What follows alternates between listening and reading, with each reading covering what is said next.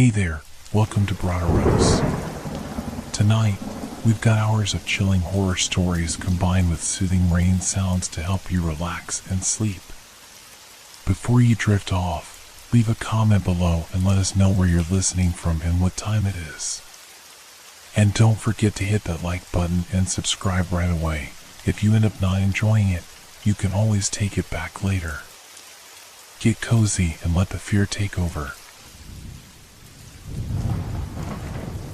I had never stayed after school this late before. The bell had rung hours ago, signaling the end of lessons, but I was still there, alone in the quiet, empty halls of the school. My friends had long left, but I had stayed behind to finish some last-minute homework. It wasn't anything special, just a few exercises in history, but the loneliness of the place began to weigh on me as the minutes ticked by. The school was silent. Not the usual hum of whispers or the creak of doors, but an unsettling stillness, as if the building itself was holding its breath. The only sound I could hear was the soft scrape of my pencil against the paper and the occasional distant echo of footsteps from some far-off part of the school. I tried to ignore it, but it was hard not to notice. The footsteps weren't steady, like a person walking normally. No, they were sporadic, as if someone was walking in a hurry, but they were distant, muffled by the old walls.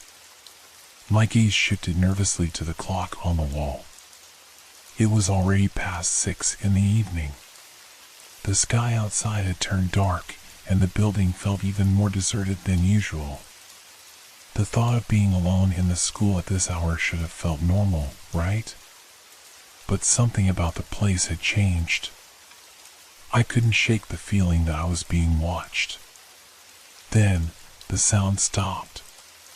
The footsteps that had echoed through the halls were gone. A cold silence fell over the school, deeper than before. I sat there for a few more minutes, but the stillness was making me uneasy. I packed my things, deciding to leave. But as I stood up, I heard it again. This time, the footsteps were closer. They were unmistakable, as if someone was walking down the very corridor just outside the room. I froze. I peered through the small window in the door, but the hallway was empty, nothing but the dim light from the overhead bulbs casting long shadows across the floor. My heart began to race. Was it just the sound of the old building settling, or something else? Curiosity got the best of me. I walked quietly to the door and opened it, barely making a sound. The hallway stretched out in front of me, the same empty, lifeless corridor I had walked down countless times. But now, it felt different. The air was colder, and the shadows seemed darker than usual. I took a cautious step forward, my footsteps barely audible on the worn floor. As I moved further down the hall, I couldn't shake the feeling that something was off. The school, my school, suddenly felt foreign. A distant sound caught my attention again, the faintest whisper of footsteps coming from the far end of the corridor. It was hard to tell whether they were getting closer or if my mind was playing tricks on me. My eyes darted to the portraits on the walls, the long-forgotten photographs of past graduates. Their faces, frozen in time, stared at me with hollow eyes. I had always thought they were just there to mark history, to give the school a sense of tradition. But now, their presence felt oppressive, like they were watching me, judging me. I couldn't help it. My feet moved of their own accord, pulling me forward toward the sound. I had to know what it was. The footsteps grew louder, but no one was there. My pulse quickened as I reached the end of the corridor, the room where the old portraits hung. The door to the room creaked open by itself. It was as if the room was waiting for me. The portraits loomed on the walls, larger than life. Some were faded with age, their colors barely visible, but others were startlingly clear. There were dozens of them, students from decades ago, all of them frozen in time. But there was something strange about them. Every portrait seemed to depict someone who had died too young. The young faces, those of boys and girls who once wore smiles that now seemed eerily lifeless, stared at me. I took a step forward into the room, feeling the coldness in the air become more pronounced. And then I saw it. One of the portraits, one I had never noticed before, was different. It was a picture of a boy, barely older than me. His face was clear and distinct, but there was a certain intensity to his eyes. They seemed alive, almost as if he were staring right at me. My throat tightened. I had to get out of this room. But as I turned to leave, I heard it again, the footsteps. This time, they were right behind me. I spun around, heart hammering in my chest, but there was no one there. The room was empty. I backed away slowly, my eyes darting from one portrait to another.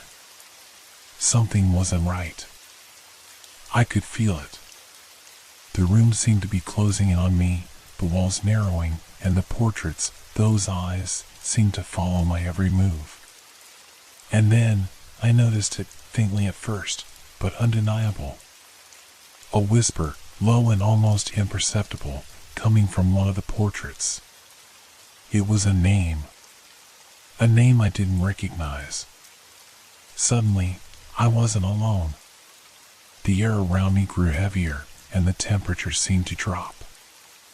I could see my breath in the cold, and my skin prickled with a mixture of fear and something else, something dark.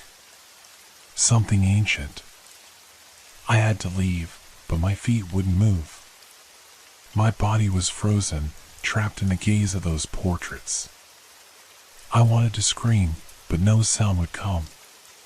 The whispers grew louder, more insistent, as if the room itself was alive, reaching out to me. I was no longer sure what was real. The footsteps behind me grew louder, closer.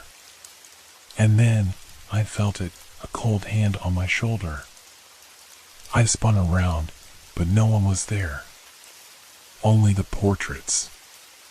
And their eyes. The whispering never stopped. I stumbled back, my legs unsteady beneath me. The cold hand had felt so real, so solid, and yet there was no one behind me. The whispers, now louder and more distinct, seemed to fill the entire room like a low hum vibrating in the air. They were coming from everywhere, swirling around me. I couldn't make out the words, but the tone was unmistakable, urgent, desperate, and haunting. I reached out, grasping at the nearest desk for support, my fingers trembling. The air felt thick, suffocating, as though the very atmosphere in the room was alive, pressing down on me, suffocating me. The shadows on the walls began to stretch, twisting unnaturally, as if they were reaching out, trying to pull me into the darkness. I tried to scream, but no sound escaped. My throat tightened, and a feeling of dread settled over me, heavier than before. I glanced back at the portraits, but now, it wasn't just their eyes that had changed. The faces, once frozen in time, seemed to shift, subtly at first, as if they were contorting in the dim light. I couldn't look away. I wanted to, but something kept me rooted to the spot, my gaze locked on them. The boy in the portrait, the one I had noticed earlier, was different now. His eyes weren't just alive, they were angry. His lips curled into a twisted grin, as if mocking me. His eyes, though, were full of something darker. Something familiar. I backed away slowly, my heart pounding in my chest. The door, which had once seemed like a way out, now felt like a distant dream. I had to leave, but my body wouldn't obey. My feet were rooted to the floor, my mind spinning with terror. Suddenly, a loud crash echoed through the room. I jumped, my head snapping toward the sound. A desk, One of the old wooden ones in the corner had toppled over on its own, sending a pencil rolling across the floor. The noise reverberated through the room, but the whispers didn't stop. If anything, they grew louder, more intense. The shadows on the walls flickered, like they were alive, twisting and shifting, as if the room itself was no longer a place of reality. I gasped as I saw a figure in the far corner of the room, barely visible in the low light. It was a shape, human, but twisted, like a silhouette pulled out of a nightmare. It wasn't fully solid, more like a shadow that had come to life. I couldn't make out any features, but it was tall, and it moved. My breath caught in my throat as I stood frozen, staring at the figure. It slowly turned its head, and I felt its gaze on me, a cold, piercing stare that seemed to cut through the dark. The air grew even colder. I felt it in my bones, a deep, unrelenting chill that reached into my very core. I took a step back, but the figure didn't move. It just stood there, watching me, its presence suffocating the space. I could feel my pulse in my ears, thundering louder with each passing second. Then, the whispers stopped. All at once. The sudden silence was deafening. I strained my ears, hoping for some sound, but there was nothing. No footsteps, no whispering, no creaking of the floor. Only an oppressive, suffocating stillness. And then it spoke. A voice, low, raspy, and ancient, whispered through the air, its words barely audible, but unmistakably clear. Leave, or stay, forever. I felt the words sink into me, curling around my mind like a poisonous vine. I wanted to run, to escape, but something inside me knew this wasn't a simple choice. There was something more, something deeper. I could feel it. The weight of the decision pressed on me, suffocating me. I turned toward the door, my legs shaky, my body cold with fear, and took a step. But as soon as my foot touched the ground, the figure in the corner moved. It was so fast. It wasn't a man. It wasn't even human. It was a shadow, a thing that should not exist. Its long, thin arms stretched toward me, reaching for my throat. I gasped and stumbled backward, but it was already too close. The cold air around me turned into ice, biting into my skin, freezing me in place. I couldn't move. My legs wouldn't respond. It was as though the air had thickened into something solid, holding me in place. The figure's face, if it even had one, came into view. It was a blur, a distortion in the shape of a human face, with eyes that gleamed with an unnatural light. There was nothing human about it, just an endless void of darkness where a face should have been. I couldn't breathe. My chest tightened, my heart slamming against my ribs.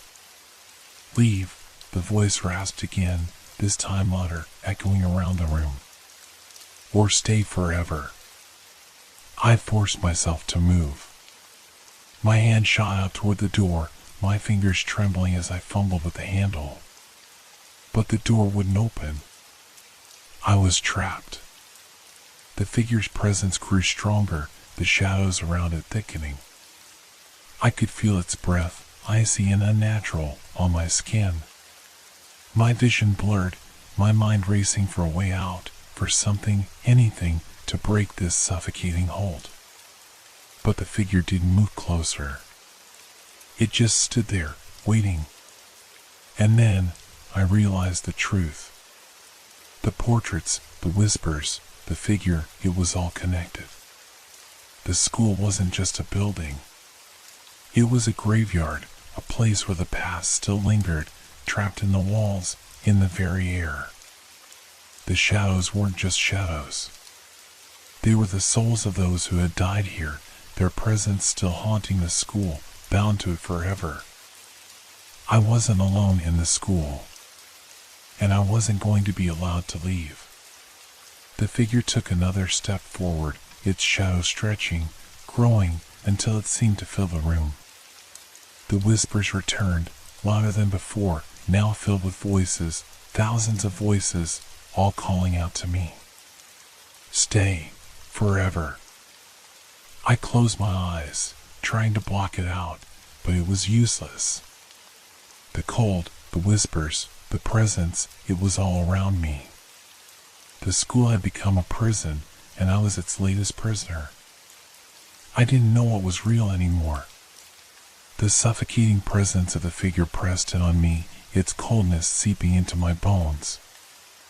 I could barely breathe, the air thick with fear, as if the very walls of the school were closing in on me.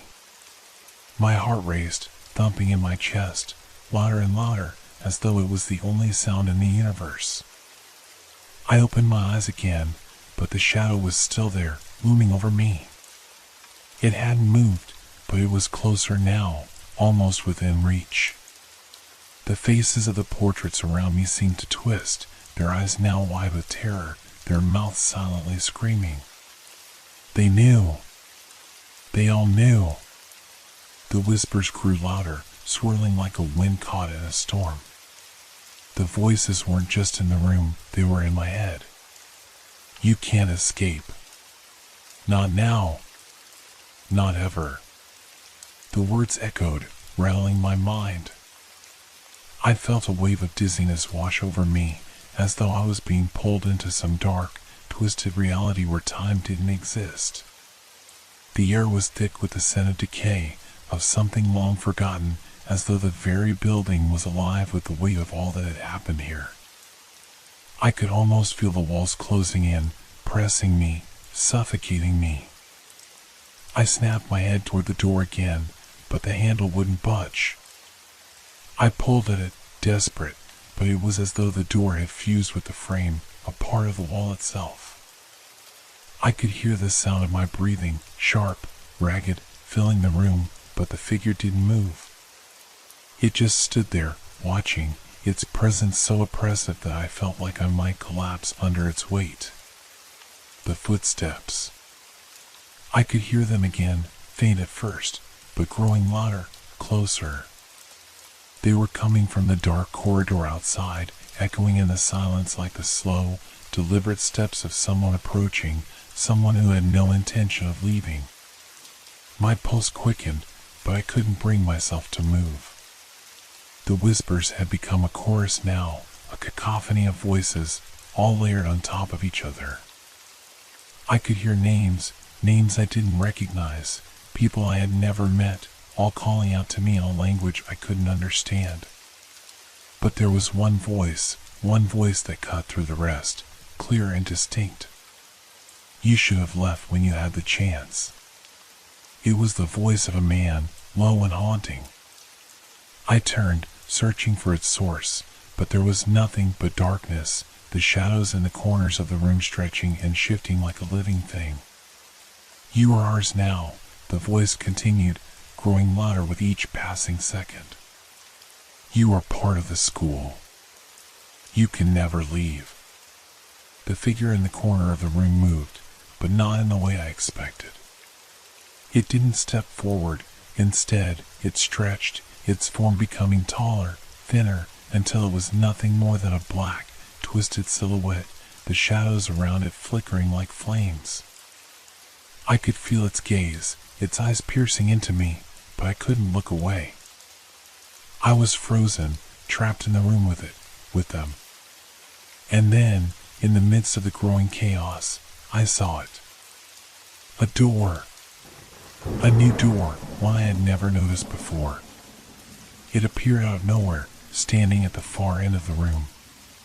Its edges were blurred, as though it was barely part of this world, a doorway to something else, somewhere else. The whispers intensified, becoming frantic, urging me to stay, to never step through the door. Don't go there. It's worse than here. I didn't know why, but I couldn't resist. Something deep inside me, some primal instinct, told me that if I didn't leave now, I would be lost forever. The room seemed to be closing in, the shadows pressing tighter, and I could feel the temperature dropping even further. The cold had become unbearable, and I knew if I stayed, I would freeze, trapped in this hellish place. I took a step forward, my legs unsteady, but the moment my foot touched the floor, I heard it. The sound of footsteps, sharp and urgent, getting closer. Someone was coming. I didn't turn around. I didn't dare. My feet moved faster, my body urging me to reach the door before it was too late. I could hear my heartbeat in my ears, the footsteps from behind me almost deafening now, like they were following me, hunting me. With a final, desperate lunge, I reached for the door, my hand grasping the cold handle. I pulled. It opened. But the sight beyond the door was not what I expected. It was a corridor. A long, narrow corridor, identical to the one I had just left. The walls, the flickering lights above, everything was the same. But something was different. The walls were lined with portraits. The same portraits I had seen before. The faces of the students who had died here. They were not just watching me now. They were moving. Their eyes followed me, and I could swear I saw their mouths twitching, as if trying to say something, as if they were trying to warn me, or maybe beckon me closer. I stepped into the corridor, the door behind me slamming shut with a deafening bang. I spun around, but there was no trace of the door. It had vanished. The footsteps had stopped. For a moment, everything was silent. And then I heard it, a sound, faint at first, but unmistakable. A soft scraping sound, like nails on wood. It was coming from behind me, from the direction of the portraits. I turned slowly, my breath caught in my throat. One of the portraits was moving. The figure, a young girl with long, dark hair, had started to shift, her eyes no longer vacant but alive, filled with something. Something that resembled hunger. And then the scraping sound came again, louder, more frantic. The figure in the portrait was no longer still. She was climbing out of the frame. My heart stopped. The walls were closing in. The darkness was rising. And I realized this was only the beginning. The girl in the portrait was no longer confined to the frame. Her form, once still and frozen, had come to life. Her long, dark hair now cascaded over her shoulders, her eyes glowing with an unnatural intensity. The scratching sound continued as she began to pull herself from the canvas, her hands digging into the edges of the portrait as if the painting itself were flesh. My breath caught in my throat, and I stumbled back, the chill of fear spreading through my body. The walls felt like they were closing in on me, but I couldn't tear my eyes away from the girl. She wasn't just stepping out of the frame, she was emerging from it, her body twisting and distorting in ways that shouldn't be possible. The paint on the canvas seemed to drip and curl like melted wax, becoming a grotesque, living thing. I backed away, my footsteps echoing through the corridor, but the sound was too loud. It felt wrong. The entire school felt wrong. The air, once stale and cold, now hummed with a low vibration, as though the very structure of the building was alive, breathing, watching. The girl's mouth opened wide, impossibly wide, and I could hear the faintest whisper in the ear, "You can't escape." Not like the others. Her voice was raspy, like 1,000 voices layered on top of one another, but what she said chilled me to the core. The others. I didn't dare to turn and look at the other portraits, but I could feel them. They were watching me. The eyes of the other faces were no longer blank, they were alive, filled with a dreadful hunger. The walls, too, seemed to pulse with a strange, living energy, vibrating faintly, as if the building itself was feeding on my fear. I had to move. I had to get away from her, from this nightmare, but my legs were shaking, my whole body trembling with terror. I could hear the sound of something dragging across the floor behind me. The girl from the portrait wasn't the only one. Others were starting to stir, their movements jerky, unnatural, but somehow fluid. The shadows along the walls shifted as if they were breathing, reaching for me. Suddenly, the corridor stretched before me, impossibly long. It was endless. The walls and portraits seemed to go on forever, a twisting labyrinth that had never been there before, as though the building itself had transformed, opening up into something far darker, far more ancient. I felt the air press against me, pushing me forward, urging me to keep moving. I had no choice. There was nowhere else to go. The whispers grew louder, each step I took echoing down the hall, as if I were being pursued. And then I heard it. The unmistakable sound of footsteps. But not just footsteps, there was a rhythm to them, a deliberate pattern. They weren't mine. I turned sharply, my heart leaping into my throat. The corridor behind me was empty, but I could feel something. A presence. It was coming. The portraits, the faces were moving now. The figures in the paintings were all shifting, all twisting, their eyes following me, their mouths silently forming words I couldn't understand. But it wasn't just the figures in the paintings that were watching. The shadows in the hallway were alive, too. They twisted and stretched, forming shapes, shifting into monstrous silhouettes. Something was waiting. The sound of footsteps grew louder, closer. But still, no one appeared. I broke into a run. My shoes slapped against the floor, the echoes of my hurried footsteps ringing out in the empty corridor. The portraits seemed to stretch out before me, their eyes narrowing, their painted mouths curling into twisted smiles. I could hear them now, their whispers growing louder, more urgent. Run, run, there's no escape. I kept running, faster and faster, the walls closing in on me. I glanced behind me, but the corridor was still empty. Yet the sensation that something was following me, something was coming closer, was overwhelming.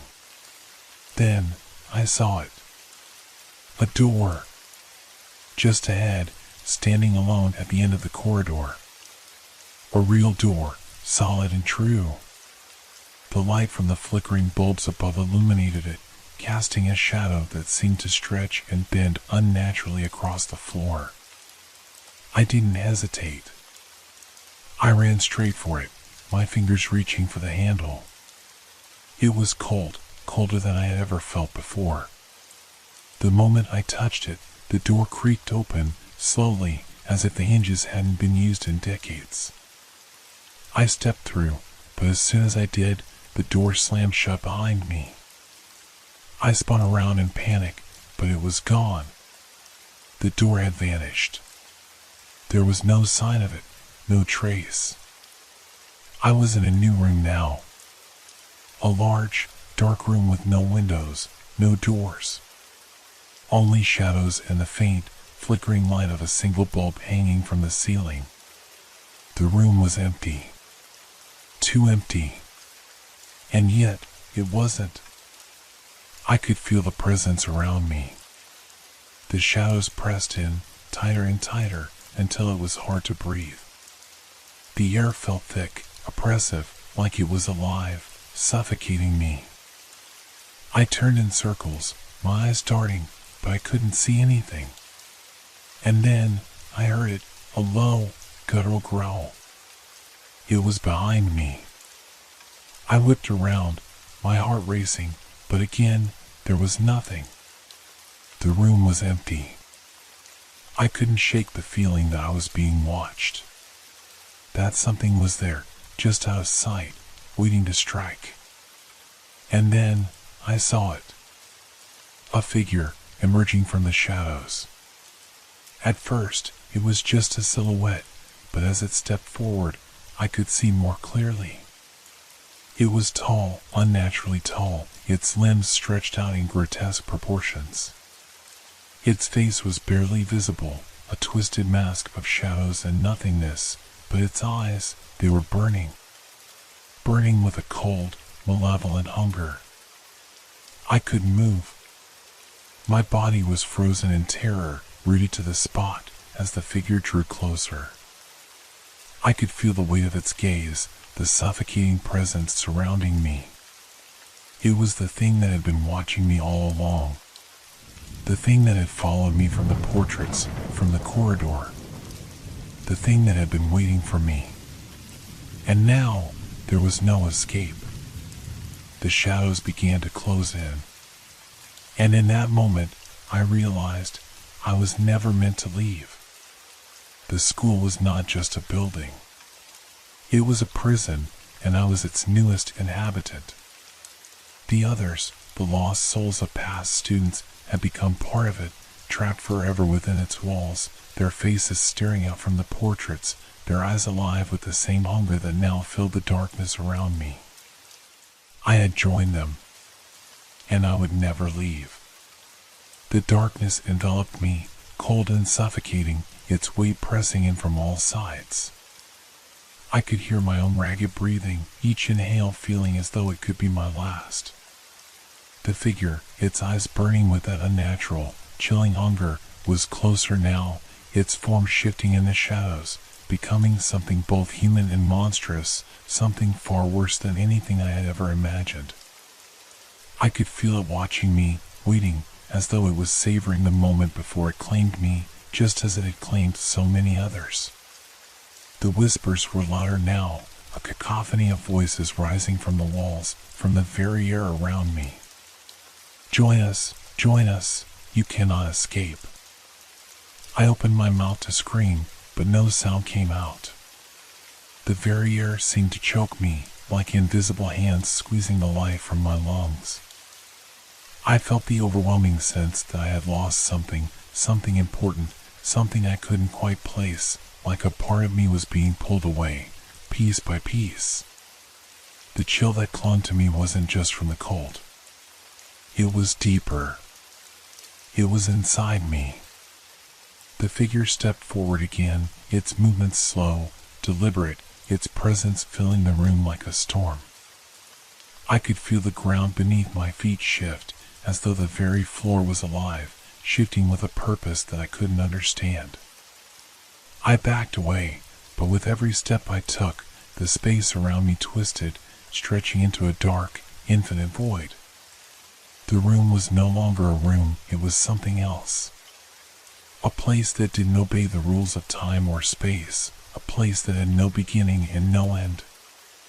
I turned to run, but before I could take a single step, the figure reached out, its long, shadowy fingers grazing my arm. The touch was cold. Freezing. Like the touch of death itself. My body jolted, a wave of panic surging through me. But there was nowhere to go. The shadows were closing in, creeping up my legs, my arms wrapping around me like chains.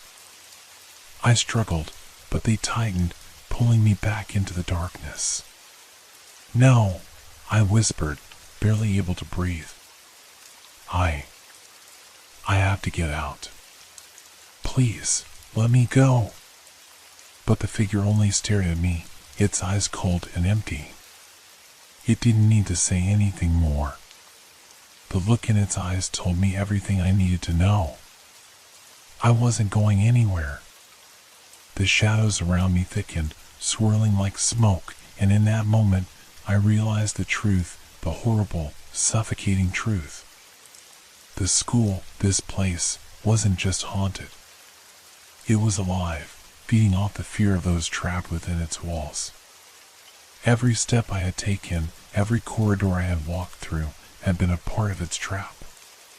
The portraits weren't just pictures, they were windows into another world, one where the souls of the dead were bound, forever prisoners, their faces staring out into the dark, waiting for others to join them. I could feel the weight of it all, the souls, the endless stretching corridors, the portraits, the figures, pulling at me. I was part of it now. I could feel the pull on my chest, like chains binding me to this place, to this never-ending nightmare. And in the back of my mind, I heard it, the faintest whisper, just a flicker of a thought, barely audible but undeniable. You are one of us now. You will never leave. You will watch. Forever. The figure in front of me stepped closer, its shadowy form expanding, growing, consuming everything around it. It was no longer just a figure, it was the very embodiment of the building, of the school itself, a twisted reflection of the terror it had bred for decades. It reached out for me, and this time, I didn't resist. There was no point. The darkness swallowed me whole. The next day, the school was as quiet as it always was. Students filtered in, heading to their classes, unaware of the horrors lurking just beneath the surface. The hallways were silent, the walls cold and unfeeling. The portraits still hung on the walls, their faces locked in eternal stares, forever silent witnesses to the tragedy that had unfolded within the confines of the school. But there was something new, something different. One portrait was no longer just a painting. It had changed, subtly, but undeniably. The face in the portrait was different now, an unfamiliar student, someone who had never been there before. And the eyes, they were wide, desperate, filled with a silent scream. If anyone looked closely enough, they would see that the figure in the portrait was still, yet not quite. Its eyes seemed to flicker, just for a moment, as if there were something, someone, trapped behind them. But no one ever looked that closely. The school had claimed another soul, another student who would wander its halls forever, caught in the same endless loop of fear and despair. And as the students went about their day, the whispers grew louder in the halls, echoing through the corridors, reaching into the hearts of those who dared to stay after hours. Because they, too, would never leave.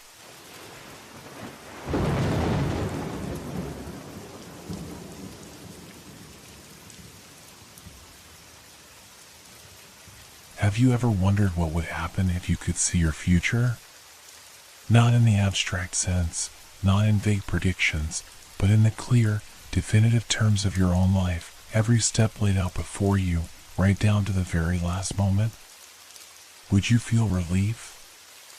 Or terror? That thought hadn't crossed my mind until I found the diary. It was an ordinary afternoon when it happened. I was in the middle of some long overdue repairs in the house, painting over the cracked walls, fixing leaky faucets, the usual. I'd just gotten to the attic, the dusty, forgotten part of the house where things had been piled up over the years, boxes of old clothes, dusty furniture, and forgotten memories. The attic smelled of mildew and decay, the air thick and stale, but I didn't mind. It was a good kind of quiet, the kind that lets you get lost in your thoughts. As I sifted through a pile of old newspapers, something caught my eye. A small leather-bound book, wedged between two boxes. Its cover was worn, the edges frayed, but there was something oddly familiar about it. Almost like it had been waiting for me to find it. I reached down and pulled it free, my fingers brushing against the worn surface. It was heavier than I expected, the kind of weight that made it feel important, like it had purpose. I opened the cover, half expecting it to be filled with old scribbles or forgotten notes, but the first page was blank. I flipped through the pages, one by one, and that's when I saw it. The first entry was dated exactly 12 years ago, the ink faded but still legible. Today, I moved into the house on Maple Street. The walls are old, the air thick with dust, but it feels like home already. I know this place will be different. I froze. My heart skipped a beat. I had just moved into this house on Maple Street only a few months ago. But this was written years before I had even considered moving here. And the strange part was, I didn't remember anyone mentioning a diary in the attic when we moved in. This had to be some kind of mistake, right? I shook the thought away, unsure of what to make of it.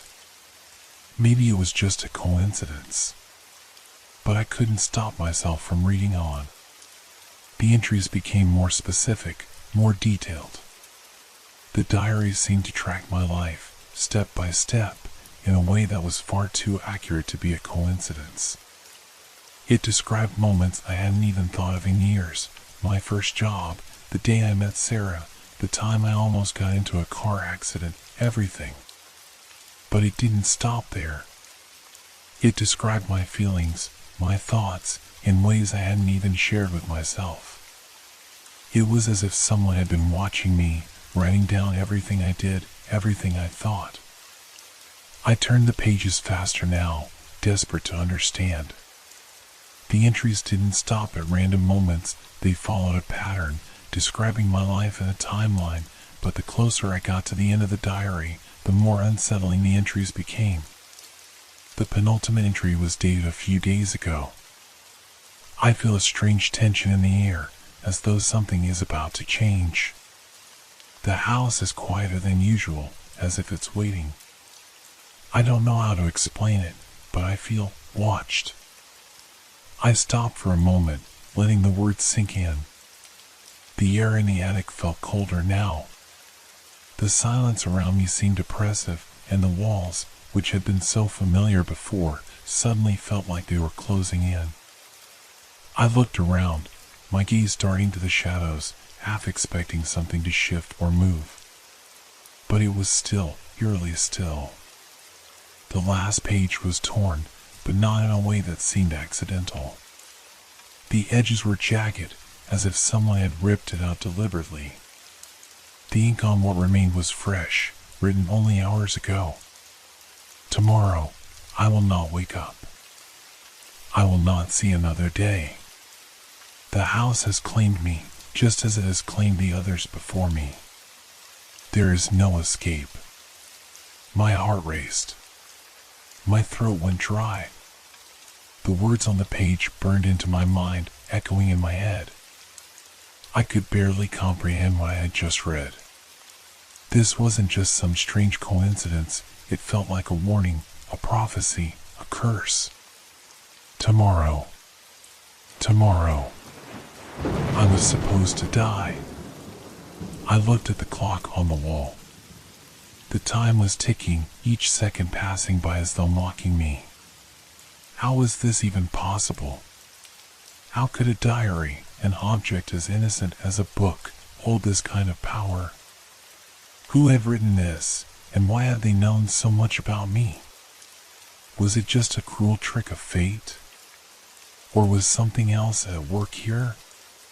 The house, the attic, the diary, it was as if everything in my life had led to this moment. I slammed the book shut and threw it across the attic, watching it tumble into the shadows. My breathing was heavy, my heart pounding in my chest. I needed to get out of there. I needed to escape. But could I? Could I escape my own fate? The attic seemed to grow darker, the silence pressing in on me. I had to leave. But as I turned to make my way to the stairs, I couldn't shake the feeling that I was being watched. The floor creaked behind me, and a chill ran down my spine. I glanced over my shoulder, expecting to see nothing. But there was something there, just at the edge of the shadows. Something moving. My breath caught in my throat as I stepped back, heart hammering in my chest. What was happening? What had I unleashed by reading that diary? And more importantly, could I change what was written? Or was it already too late? I couldn't breathe. The air in the attic felt thicker now, suffocating almost, and my thoughts were tangled in a frantic mess. I took a step back, the cold creeping up my spine, and turned around to face the stairs. My pulse was racing. The dark figure, no, it was just my imagination. It had to be. There was nothing there. But the feeling didn't leave. It lingered like a shadow clinging to my skin, pulling me back, tugging at my thoughts. My eyes darted around the dimly lit attic, the familiar surroundings now transformed into something foreign. Every noise, every shift of the floorboards beneath my feet felt amplified. It was like the house itself was alive, watching me, waiting for something. I shook my head, trying to clear it. I had to get out of there. The diary, the words, the chilling prediction, it was all too much. I couldn't stay in this house any longer. But something held me there. Something invisible but powerful, keeping me from leaving the attic.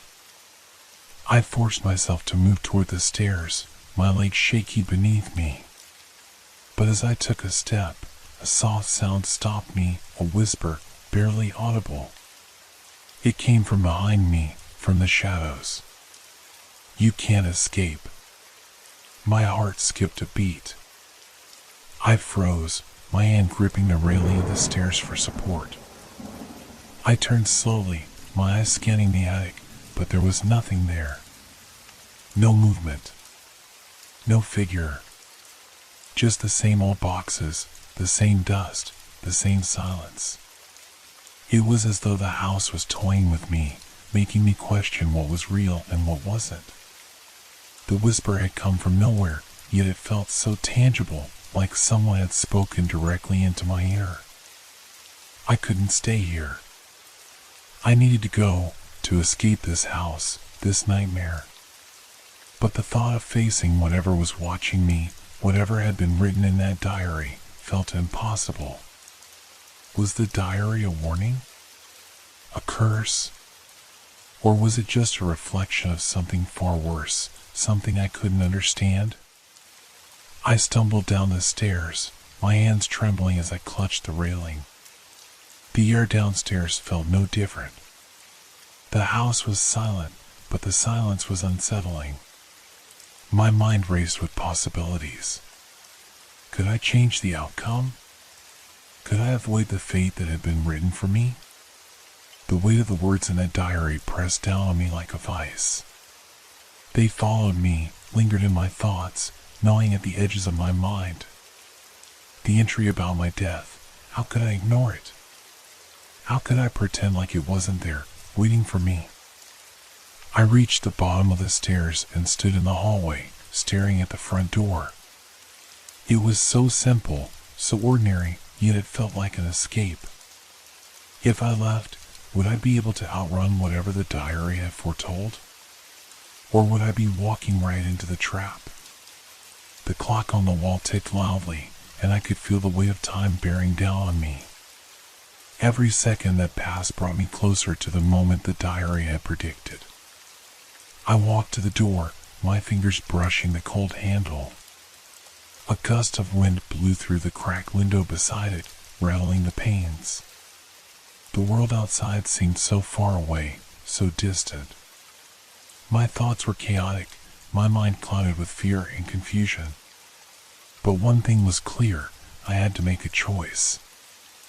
I could walk out that door, try to outrun my fate, or I could stay inside, where the diary and whatever watched me seemed to have control. I reached for the door, my hand trembling as I twisted the knob. But just as I was about to pull it open, I stopped. A thought, a strange feeling, hit me like a wave. What if the diary was right? What if leaving wouldn't change anything? What if I was already too late? Suddenly, the house felt colder. The floor creaked behind me, a soft, deliberate sound. A slow shuffle, as if someone, or something, was moving toward me. I didn't dare turn around. I knew what would be waiting for me if I did. I opened the door just a crack, peeking into the night beyond. The street was dark, empty, and silent. The wind rustled the leaves in the trees, and the distant sounds of the city felt muffled, distant. There was nothing out there, nothing to stop me. But the question hung in the air like a weight. Would it really be any better out there? I stepped back, my hand still on the door. The whisper came again, louder this time, unmistakable, echoing through the hallway. You can't run. You've already made your choice. I froze. My heart thundered in my chest.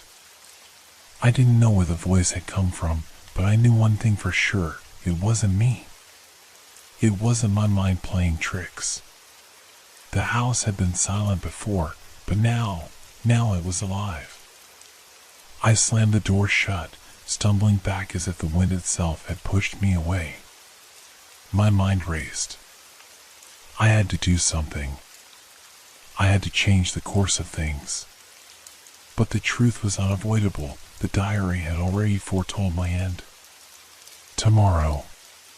The final entry in the diary flashed in my mind, burning into my thoughts. Tomorrow, I will not wake up. I glanced at the clock again. It was almost midnight. There was no time left. I felt the weight of inevitability press on my chest, suffocating me. It was happening, whether I wanted it to or not. A sudden noise from upstairs broke through my spiraling thoughts, a soft creak, then the sound of footsteps. I wasn't alone. And whatever was upstairs, whatever had been watching me, was closer than ever.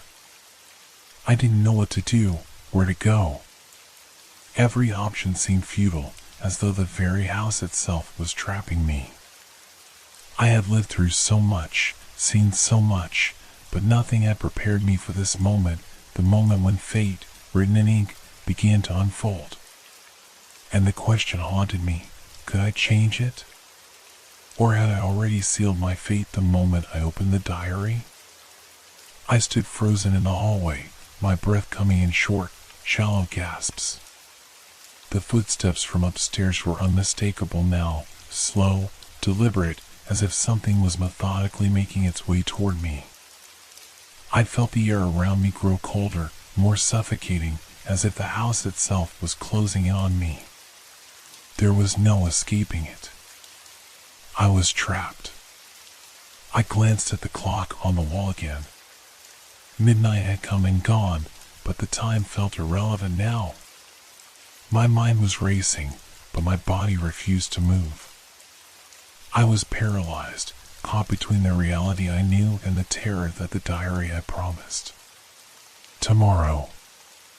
I would be dead by morning. You've already made your choice.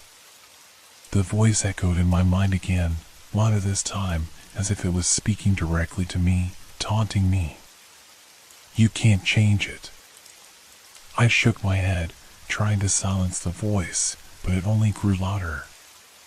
It was true, wasn't it? I had read the diary. I had let it into my mind. I had opened the door to this madness. The house, the diary, the whispers, everything seemed like part of some twisted plan, one that I had no control over. But there had to be something I could do. There had to be a way to fight back. The footsteps above me grew louder, closer. I could almost hear the faint scrape of shoes on wood, each step a reminder that something was coming for me. My heart pounded in my chest as I glanced toward the stairs, my instincts screaming at me to run, to hide. But where could I go? Every corner of this house felt like it was closing in on me. I looked around frantically, my gaze landing on the diary that lay discarded on the floor. The pages were blank now, as if the house had erased everything I had just read. But I knew better. I had seen the words. I had felt the weight of them in my hands. I picked it up, my fingers trembling as I flipped through the pages. The ink had vanished, but the feeling of being watched, of being followed, remained. It was like the words themselves had become a part of the house, a part of the fate that was unfolding around me. "You can't run," the voice whispered again, this time from behind me. I spun around, my heart leaping into my throat. There, standing in the doorway to the living room, was a figure. It was tall, dark, and indistinct, its features obscured by shadows. But I could feel its presence, its gaze. It was real. It was here. I took a step back, my pulse pounding in my ears. The figure didn't move, but its presence filled the room, making it feel smaller, more suffocating. I couldn't breathe. "You can't escape," the voice whispered once more, coming from the figure now. It was low, guttural, and cold, seeping into my bones. "You are already lost." I wanted to scream, to run, but my legs refused to move. I could only stare at the shadow, the shape that seemed to pulse with a life of its own. The house groaned, the floorboards creaking as if it were shifting, moving beneath my feet. The walls seemed to close in, the space growing smaller and smaller. In that moment, I realized something terrible. The house wasn't just a building. It was alive. It had always been alive. And I had unwittingly walked into its trap. "You are mine now," the figure whispered again, stepping forward. The air turned icy, and the shadow seemed to stretch toward me, its limbs impossibly long. I backed away, my heart hammering in my chest. But no matter how much I moved, the figure kept getting closer. It wasn't just a shadow. It was a part of the house itself, a manifestation of whatever dark force had written that damn diary. And then I understood. It wasn't just the diary that had foretold my death. The house had been watching me, had been pulling the strings of my life for years. The diary was only a warning, a way to let me know what was already set in motion. Every step I had taken, every choice I had made, had led me here. I thought back to the first moment I had stepped into this house, the first time I had felt that chill in the air, that sense of unease. It had been there from the start, guiding me toward this moment. The figure took another step forward, and I could feel the air growing thicker, colder. My limbs felt heavy, as if the house itself was weighing me down, rooting me to the spot. I tried to scream, to fight, but my voice was swallowed by the oppressive silence. I closed my eyes for a moment, and the diary flashed in my mind again. The final entry. "Tomorrow, I will not wake up." I had been given a choice, but it was a choice that had already been made. The house had claimed me, just as it had claimed the others before me. There was no escaping it. No way out. The figure moved closer, its shadow reaching out to envelop me, and I knew it was too late. I had walked into its grasp, and now there was no way out. I felt the cold grip of the house around me, pulling me into its darkness. The last thing I heard was the whisper, a low murmur in the air. "You are mine now." And then, nothing. I woke up with a start, gasping for breath. My heart was pounding in my chest, my body drenched in cold sweat. I blinked rapidly, trying to shake off the remnants of the nightmare. But the room was dark, too dark. My eyes darted around, searching for any sign of what had just happened. I wasn't in the hallway. I wasn't in the attic.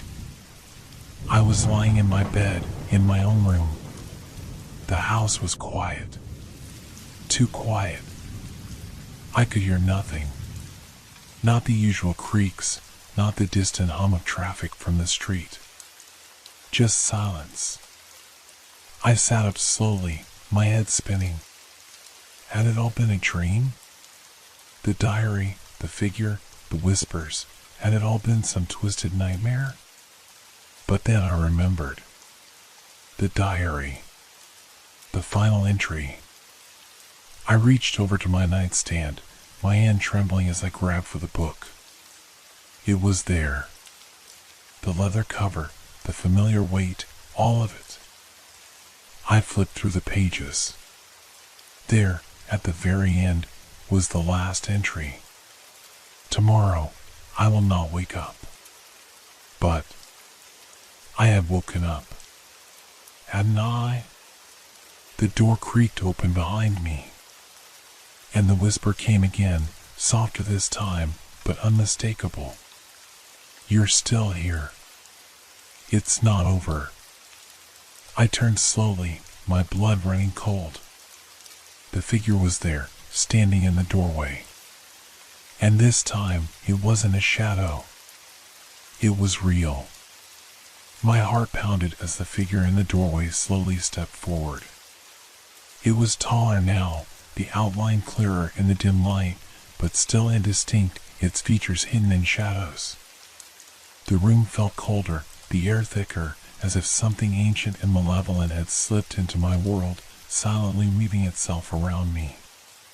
The figure didn't move much, but I could feel it. Its presence was heavy, suffocating. I could almost hear it breathing, deep and slow, like the house was exhaling. But it didn't speak. It didn't need to. You're still here. It's not over. The whisper echoed in my mind, making every hair on my body stand on end. It was the same voice, the same hollow, cruel voice I had heard in the hallway. But now, it was louder, clearer. I scrambled back, my feet slipping on the floor, my breath coming in panic bursts. My mind was reeling. The diary. It had warned me. But it also said I would die tomorrow. But wasn't it tomorrow already? And I was still here, wide awake, alive, yet surrounded by this. I could barely think straight. My fingers shook as I held the diary tightly to my chest. Maybe if I kept it close, maybe if I didn't let go, I could reverse whatever had been set into motion. But the figure, no, the thing, wasn't waiting for me to figure it out. It moved closer, its feet gliding over the floor without making a sound. It didn't seem to walk. It simply was. My mind raced. I had to act. I had to do something. I couldn't just stand there, paralyzed with fear. But what could I do? What was left? I took a deep breath, trying to steady my nerves. I looked back at the figure, desperate to find any shred of logic, any sign that I could escape, that I wasn't trapped in some nightmare I couldn't wake from. Who are you? My voice was barely a whisper, strained and fragile. It was all I could manage. The figure didn't answer. Instead, it reached out slowly, its arm extending like it was reaching through the very fabric of the room. The shadows around it seemed to deepen, twisting as it drawn toward the figure, forming a dark halo around its body. I've always been here, the voice whispered again, the words curling around me like smoke. I am the end. The one who waits. You invited me. I could feel its cold presence creeping closer, suffocating me, drowning me in a sense of inevitability. The walls of my room seemed to bend, warping and distorting as if they were part of some grotesque dream. The furniture was still in place, but everything felt wrong. Everything was just a little off. The diary, I thought desperately. Maybe it's the key. Maybe it can still help me. It's the only thing that's been constant. I opened the diary again, my hand shaking as I searched through the pages. They were still blank. Still empty. But I could feel it, feel the weight of the ink that had been there, feel the presence of something I couldn't see. I flipped through the pages, page after page, until I came to the last entry. Tomorrow, I will not wake up. The words were still there, still written in ink, but now they seemed to pulse as if they were alive, breathing with each passing second. And then I saw it. At the bottom of the last page, a small line had appeared, almost too faint to see at first, but undeniable. If you change the story, you change the end. I blinked, staring at the words, my mind struggling to comprehend what I was seeing. It didn't make sense. How could I change the end? I was already part of the story. The diary had predicted my death. It had already written my fate. But maybe it wasn't too late. I glanced back at the figure in the doorway. It was still moving toward me, its shadow growing, expanding, the air around it crackling with a sinister energy. I could feel its eyes on me, even though I couldn't see its face. It was as if the very presence of it was bending my reality, shaping it, making me believe I was powerless. But the diary, the words, they told me there was a way. They gave me a chance. I just had to believe it. I closed my eyes for a moment, taking a deep breath, focusing on the tiny thread of hope that had appeared on the page. The house, the figure, the dark presence, it all felt so real, so undeniable. But maybe it was just a reflection of my fear. A reflection of my own mind. I didn't know what I was about to do, but I knew one thing for certain. I wasn't going to let it end like this. I wasn't going to let the house claim me, not without a fight. I slammed the diary shut, my hands clutching it so tightly my knuckles turned white. I stood up, my legs trembling beneath me, and turned toward the figure. "No," I whispered, my voice hoarse but determined. "You're not going to control me. This is my story. I'm the one who decides how it ends." The figure froze, its shadow flickering for just a moment, like it had been stunned. The room felt still, the silence almost deafening. Then, a sound, louder this time. A low, guttural laugh, as though the figure had been amused by my defiance. "You think you can change it? You think you can change what's already been written?" The voice was mocking, cold and cruel. "The end is inevitable." I took another step toward the figure, holding the diary in front of me like a shield. My heart was racing, but I wasn't afraid anymore. I had no idea how this would end, but I had made a choice. I had chosen to fight. I raised my hand, my fingers trembling, and touched the page of the diary. The ink seemed to shift under my touch, like it was alive, responding to my will. I didn't know how I was doing it, but I felt the power of the words, the power of the story itself, coursing through me. "I control the end," I whispered to the figure, my voice steady now, despite the fear that still gnawed at the edges of my mind. The figure's laughter stopped abruptly. Its presence faltered, just for a second, as if it was unsure of what to do. It began to retreat, moving slowly back toward the shadows, its form blurring in and out of focus. I didn't stop.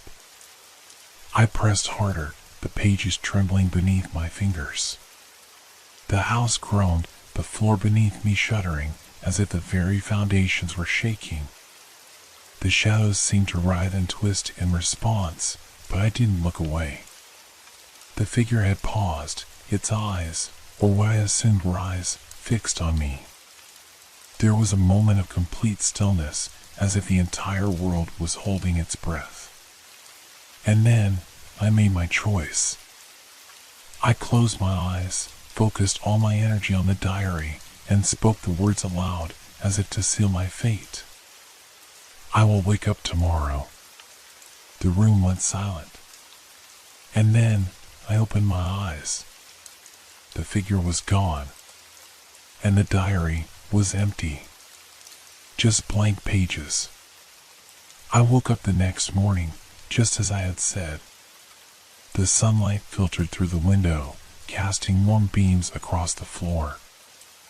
I was lying in my bed, just as I had been the night before. For a moment, I thought it had all been a dream.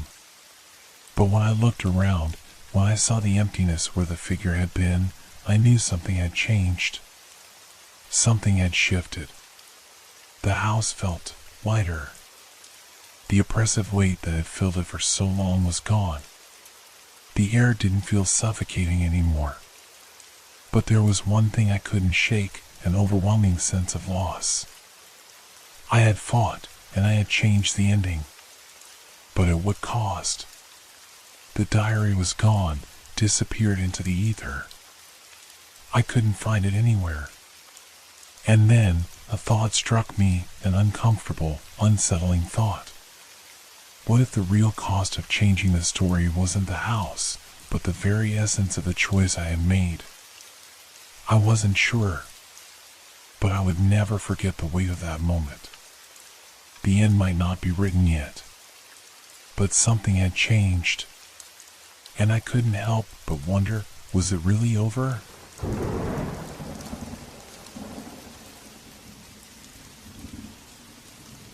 Have you ever noticed something strange about your neighbors?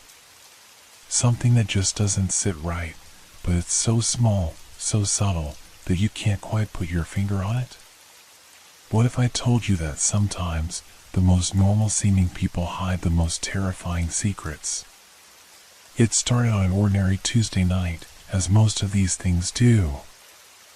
I was sitting by my window, nursing a cup of cold coffee, staring out into the quiet street of our small suburban neighborhood. Nothing ever happened here. At least, that's what I thought.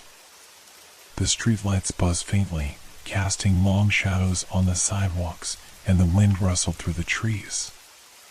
Everything was as it always was, until I noticed something that changed everything. It was exactly 2:15 in the morning when I first saw him. Mr. Jensen, my next-door neighbor, always came home around this time.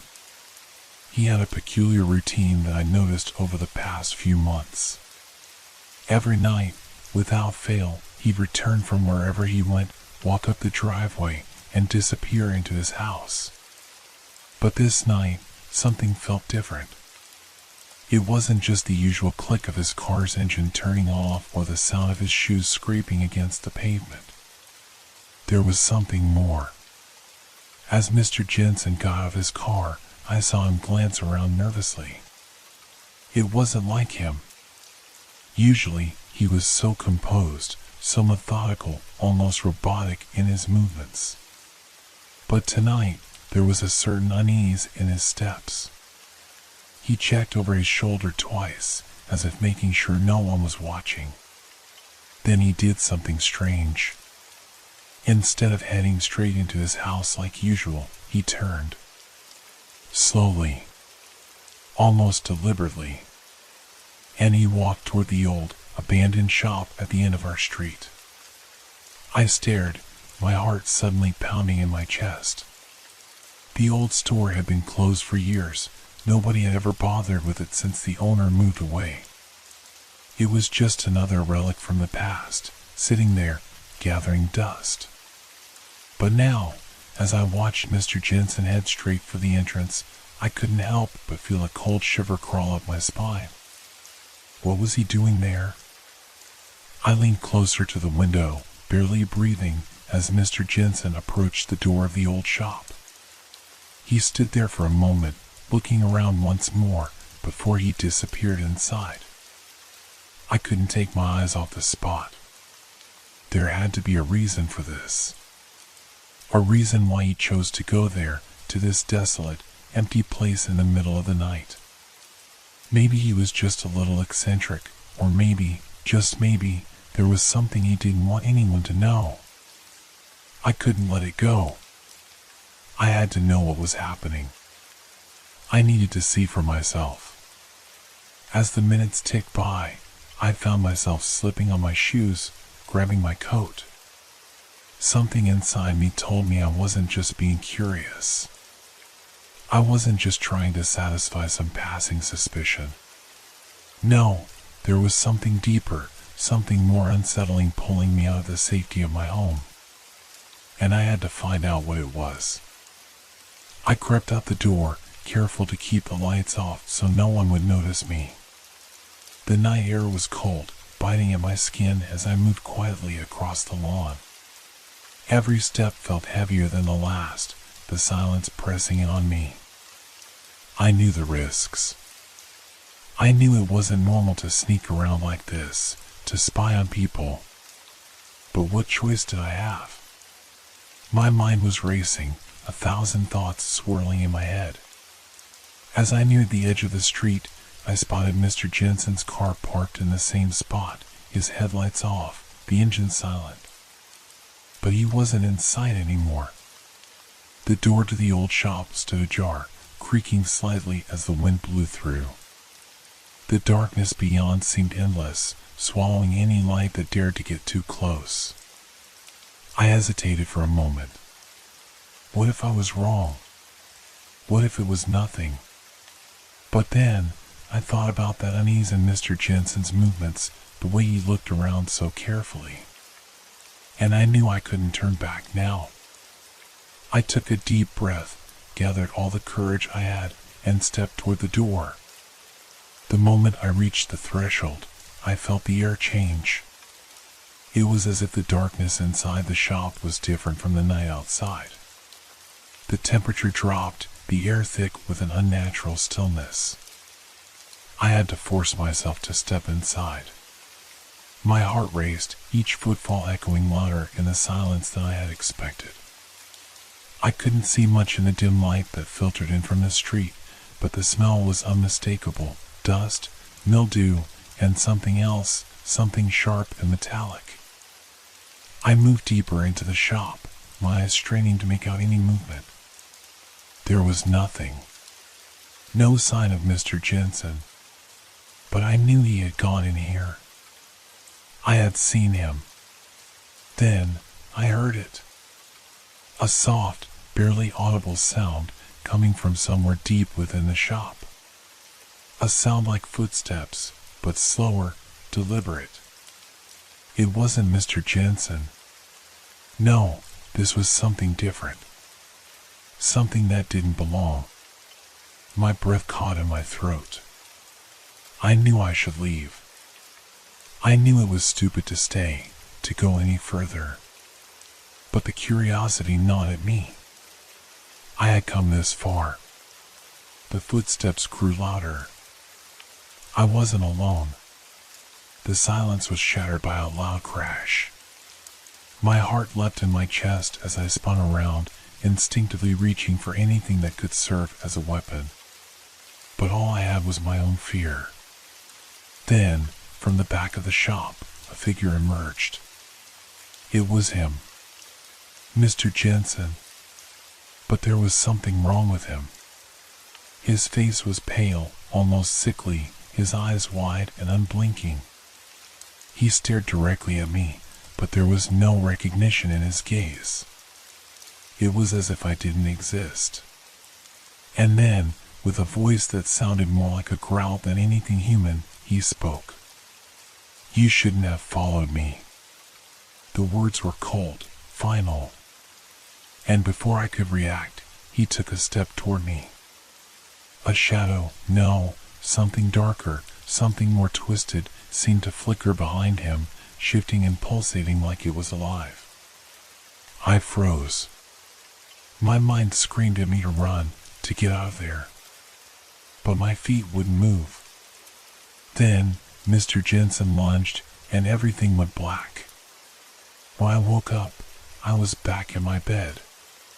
It was morning. The sunlight poured through my window, bright and warm. I was disoriented, my body aching. My heart still hammered in my chest as I tried to make sense of what had happened. Was it a dream? Had I imagined the whole thing? But I could still feel it. The lingering sense of unease, the knowledge that something wasn't right. Something was happening, and I had to figure out what. But as I glanced out the window at Mr. Jensen's house, I saw him. And this time, he didn't look like the man I knew. He was standing in his front yard, staring straight at me. And his eyes, those eyes, there was something off about them. I wasn't sure what it was, but I knew one thing for certain: I hadn't escaped the night's horrors. Not by a long shot. And whatever secrets Mr. Jensen was hiding, they were far darker than I could have ever imagined. The real questions had only just begun. I couldn't tear my eyes away from him. Mr. Jensen stood in his yard, his gaze fixed directly on me as if he knew exactly where I was and what I had done. His face, once so familiar, was now almost unrecognizable. The features were the same, but there was something about the way his eyes stared, unblinking, hollow, and cold, that sent a chill down my spine. I thought of running, locking myself in my house, and pretending I hadn't seen anything. But my legs were frozen, rooted to the spot. The tension in the air seemed to weigh me down, holding me there against my will. My heartbeat echoed in my ears, louder than the rustling of the wind or the distant hum of a car passing by. I couldn't look away. He didn't move. Didn't even blink. It was as though he was waiting for something or someone. A moment passed. Maybe two. And then, in a slow, deliberate motion, he turned and walked back inside his house.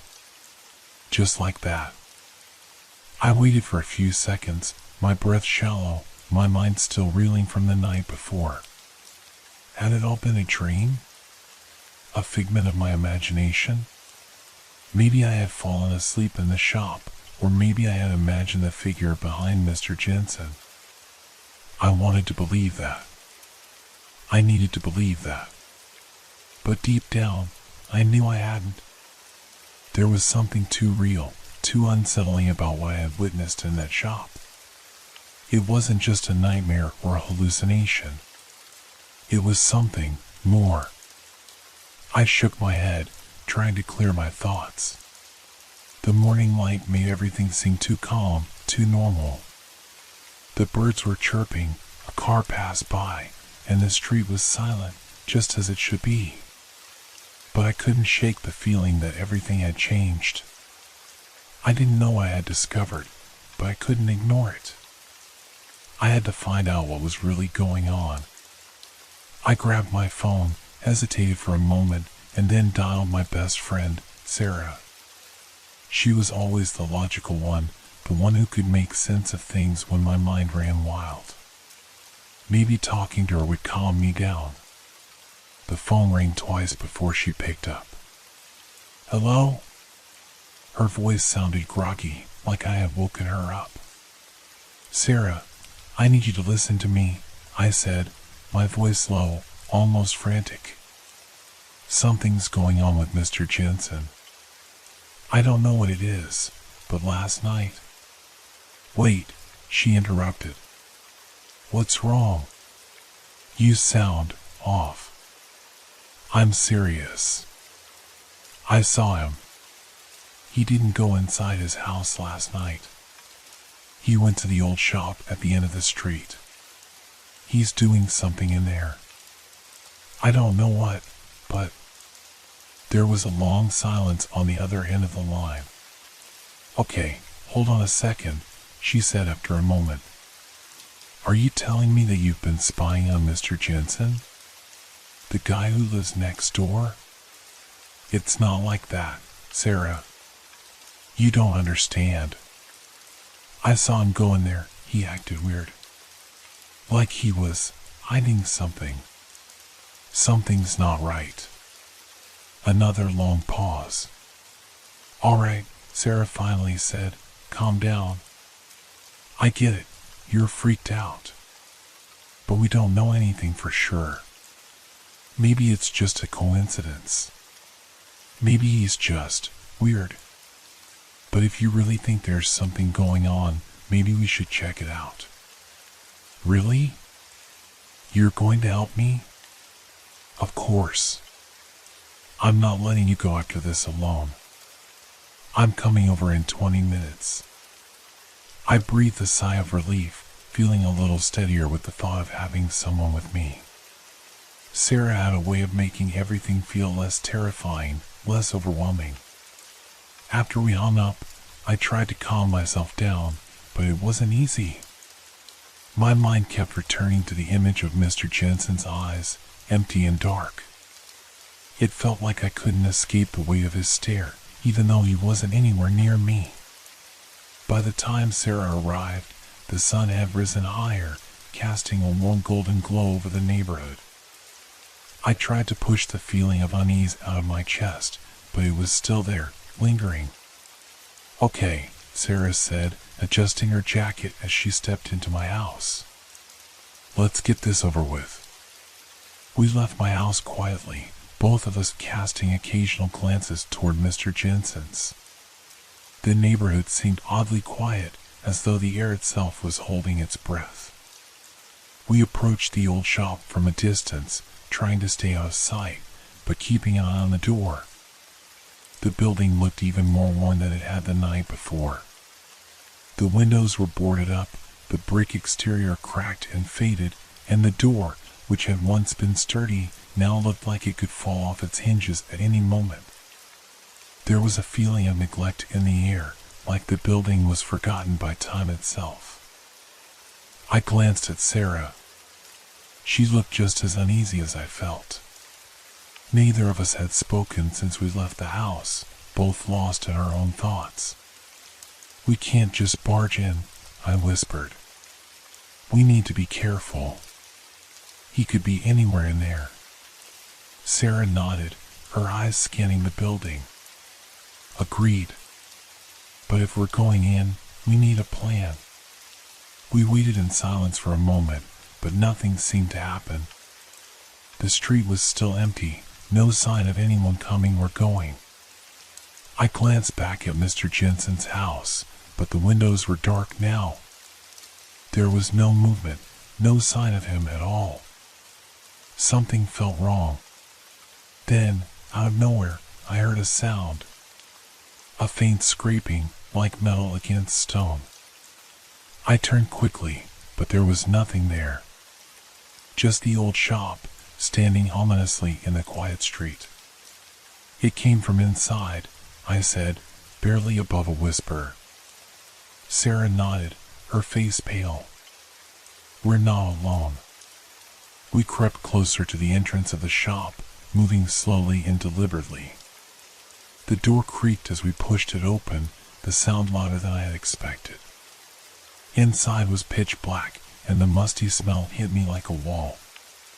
My eyes adjusted to the darkness as we moved further in, but it was hard to see anything clearly. Then I heard it again. This time, it was clearer. Footsteps. But they weren't ours. Someone else was in the shop with us. The footsteps were slow, deliberate, almost like someone was pacing back and forth in the darkness. My heart pounded in my chest as the sounds echoed off the cold, stone walls of the old shop. Sarah was right behind me, her breath shallow, her hand gripping my arm tightly. "Do you hear that?" she whispered, her voice barely audible.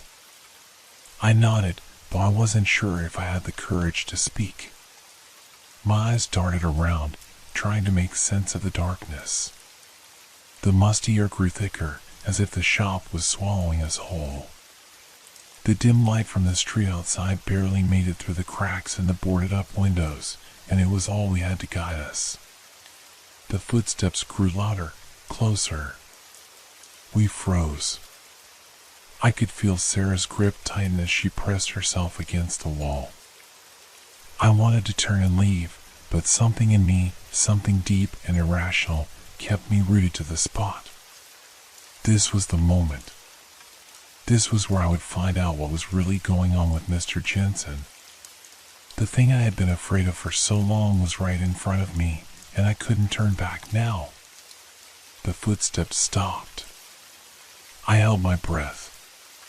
Every muscle in my body was tense, waiting for the next sound, the next movement. I could feel Sarah's heartbeat pounding in her chest as it echoed in the silence between us.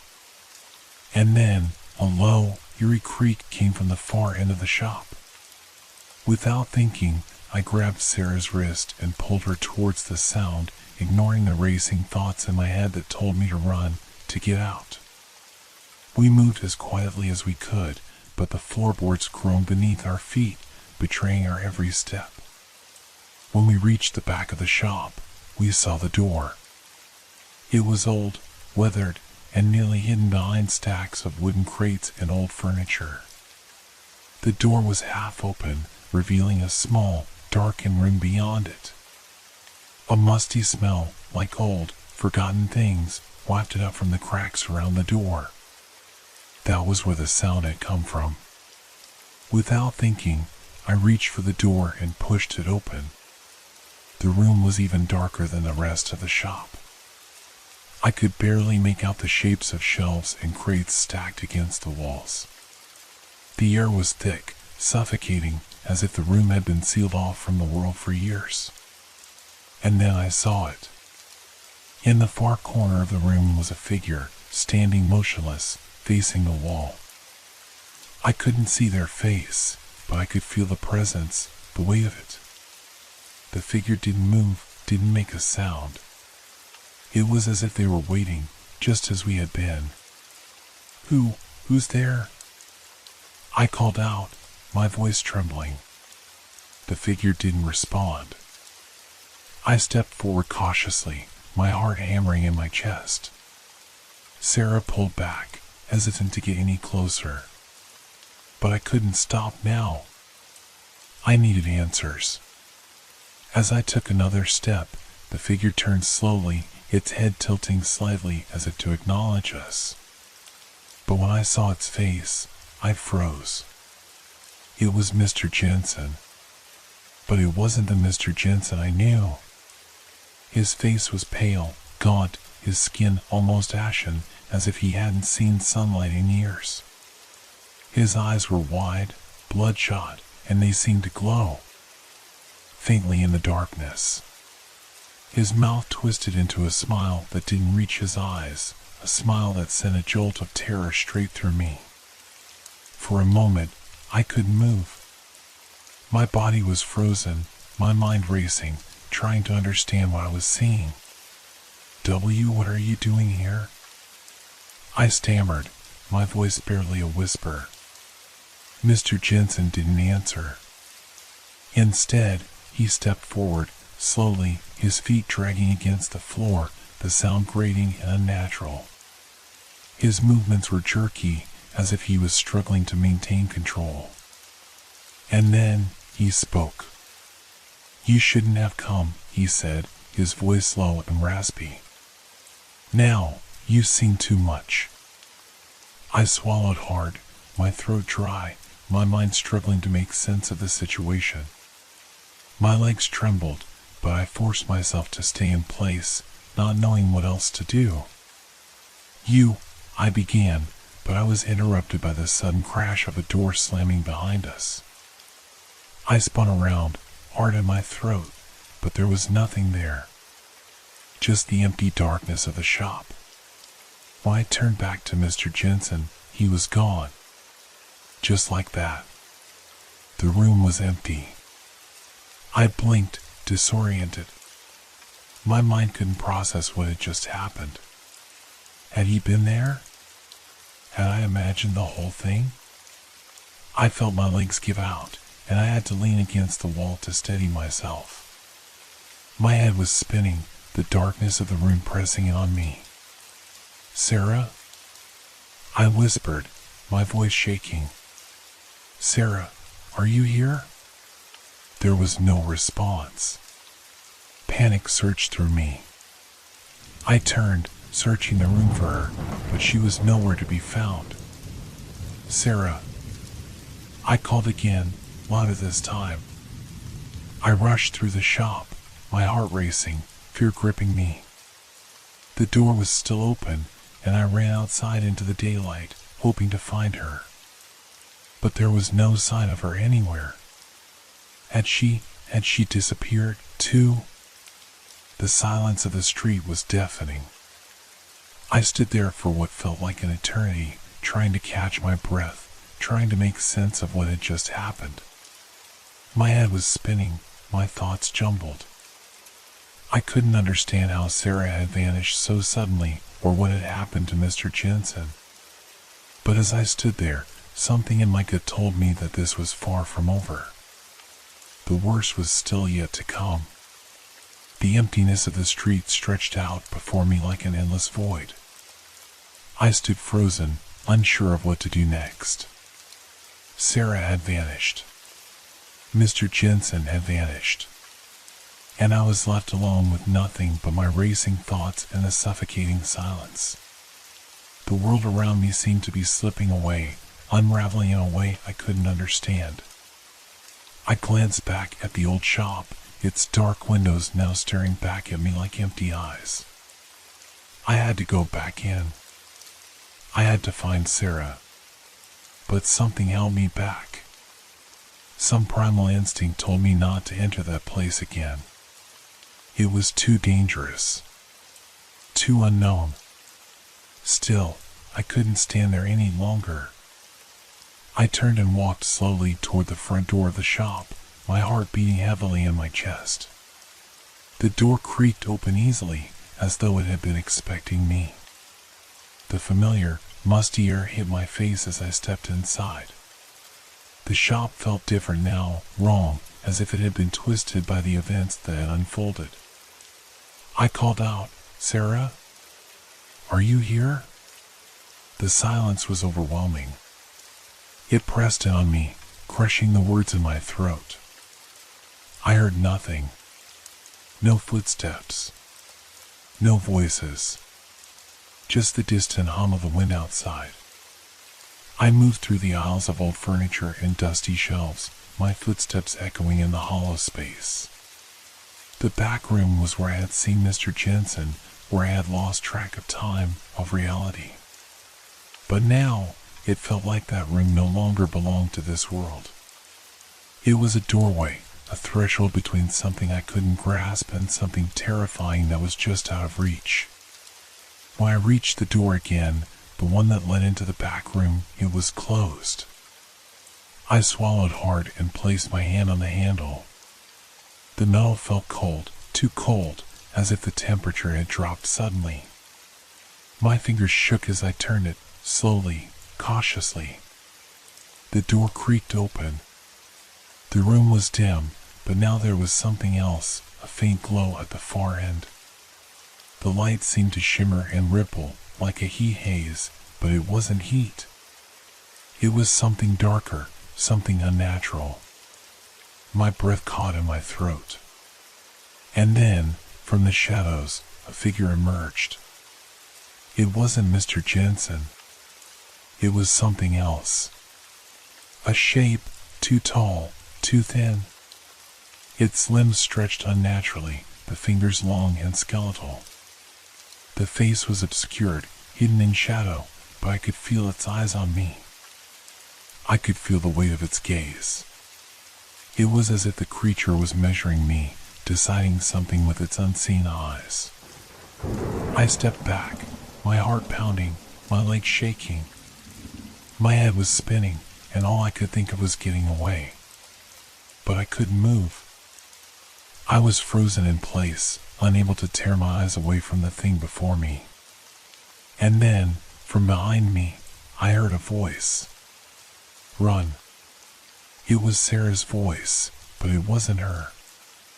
It was a command, a warning. The voice seemed to come from every direction, filling the room, wrapping around me like a noose.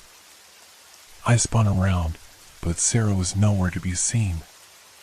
The room seemed to stretch and warp around me, the walls bending, the shadows reaching out like fingers trying to pull me into the darkness. The creature's form shimmered again, and I saw its face, pale, blank, like a porcelain doll, except for the eyes. The eyes were black voids, endless, and as they locked onto mine, a cold dread washed over me. "Run," the voice repeated. "Before it's too late." Without thinking, I turned and bolted for the door.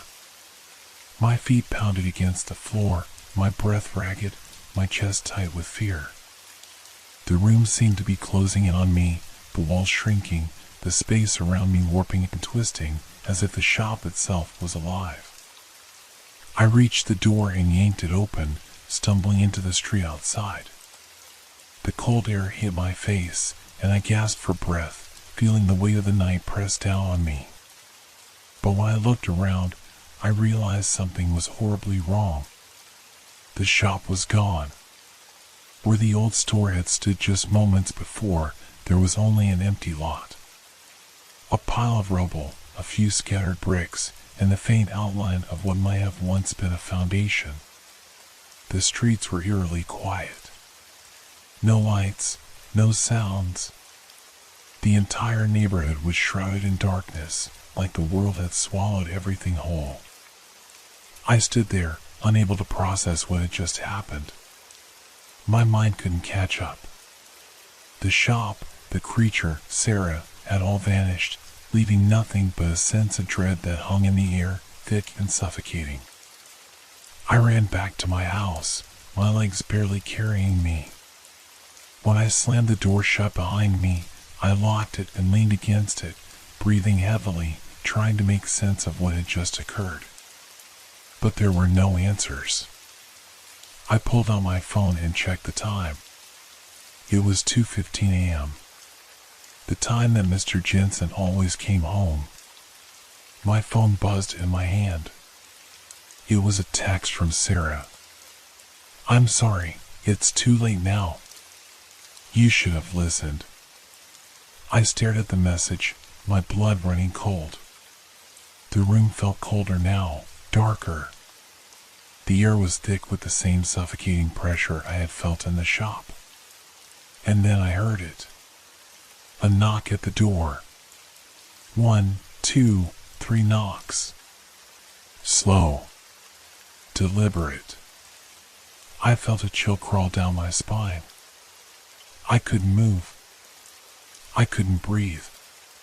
My mind screamed at me to run, but my feet were glued to the floor. The door creaked open slowly, without me touching it. And there, standing in the doorway, was Mr. Jensen. Only now, his face was even paler. His eyes were black pits, hollow and endless. And he smiled. "You shouldn't have come back," he whispered. And I knew, in that moment, that I was too late. The smile on Mr. Jensen's face stretched unnaturally wide, and my body stiffened with terror. His eyes, those black pits, locked onto mine as if he could see straight into my soul. My heart pounded so loudly in my chest that I thought it would explode. I took a step back, but my legs felt like lead, and I was rooted to the floor, unable to move. The darkness around me deepened, thickened, as though the very air was closing in, suffocating me. I wanted to scream, to run, but the words died in my throat. "You're too late," Mr. Jensen whispered again, his voice a low hiss. It was as if the words weren't coming from him, but from everywhere around me, echoing in the walls, reverberating in my bones. I managed to take another step back, but there was nowhere to go. The door was wide open now, and beyond it, I could only see an impenetrable blackness, like the night had swallowed everything whole. "What do you want from me?" I finally managed to rasp. My voice sounded foreign, weak, as though it was coming from someone else. Mr. Jensen's grin widened further, and he took a step into the room, his feet making no sound. There was something so wrong about the way he moved, too smooth, too controlled. The air grew colder still, and the walls seemed to bend closer to me. "It's not about what I want," he said, his voice distorted, almost like a broken record. "It's about what you want. You always had a choice, but now it's too late." I felt a shiver run down my spine. It wasn't just his words that made the air feel thick, suffocating. It was the presence, the sense that I was not alone, not in the way I had expected. There was something else in the room, something unseen but palpably close. The temperature dropped so sharply that I could see my breath. I knew the room was closing in on me, the walls tightening, but there was no way out. The door stood ajar, but beyond it, only darkness awaited. The shadows seemed to move. I could hear a soft rustling, like whispering voices just out of reach.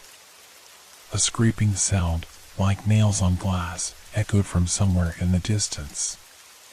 The more I focused on it, the louder it became until it was a deafening roar in my ears. Mr. Jensen's face shifted, his eyes suddenly glowing, swirling with darkness. He tilted his head, as though contemplating something. Sarah made the same choice, he said, his voice almost affectionate. She thought she could escape it. But now she's part of it, just like everyone else who's come before you. A feeling of cold dread washed over me. My thoughts raced, and I fought to keep them straight. Sarah. She had tried to warn me, but it was too late now. Too late to go back. Whatever this was, whatever had claimed Mr. Jensen, had already set its sights on me. You don't have to be afraid, Mr. Jensen said, his voice shifting back to something more familiar. Not anymore. All you need to do is accept what comes next. I felt something cold wrap around my throat, a pressure building from the inside, choking me, suffocating me.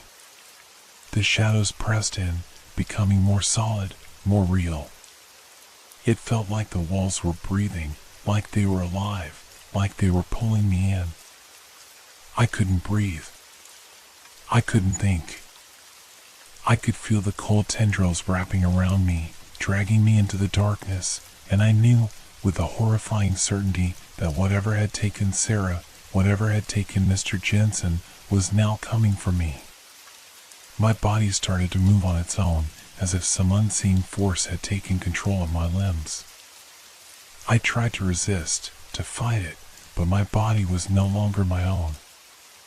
I was being pulled toward the doorway, toward the blackness that waited beyond. Don't fight it, Mr. Jensen's voice echoed in my mind.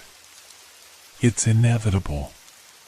The last thing I saw before I was swallowed by the darkness was the dim outline of the shop, the place where it all began. And then, everything went silent. The next morning, the house was quiet. The sun had risen, casting a soft light through the windows. It was peaceful, unnervingly peaceful. There was no sign of me. No sign of Mr. Jensen. No sign of Sarah. But when the neighbors walked past my house, they noticed something. The shop was back. And the door, wide open, beckoned.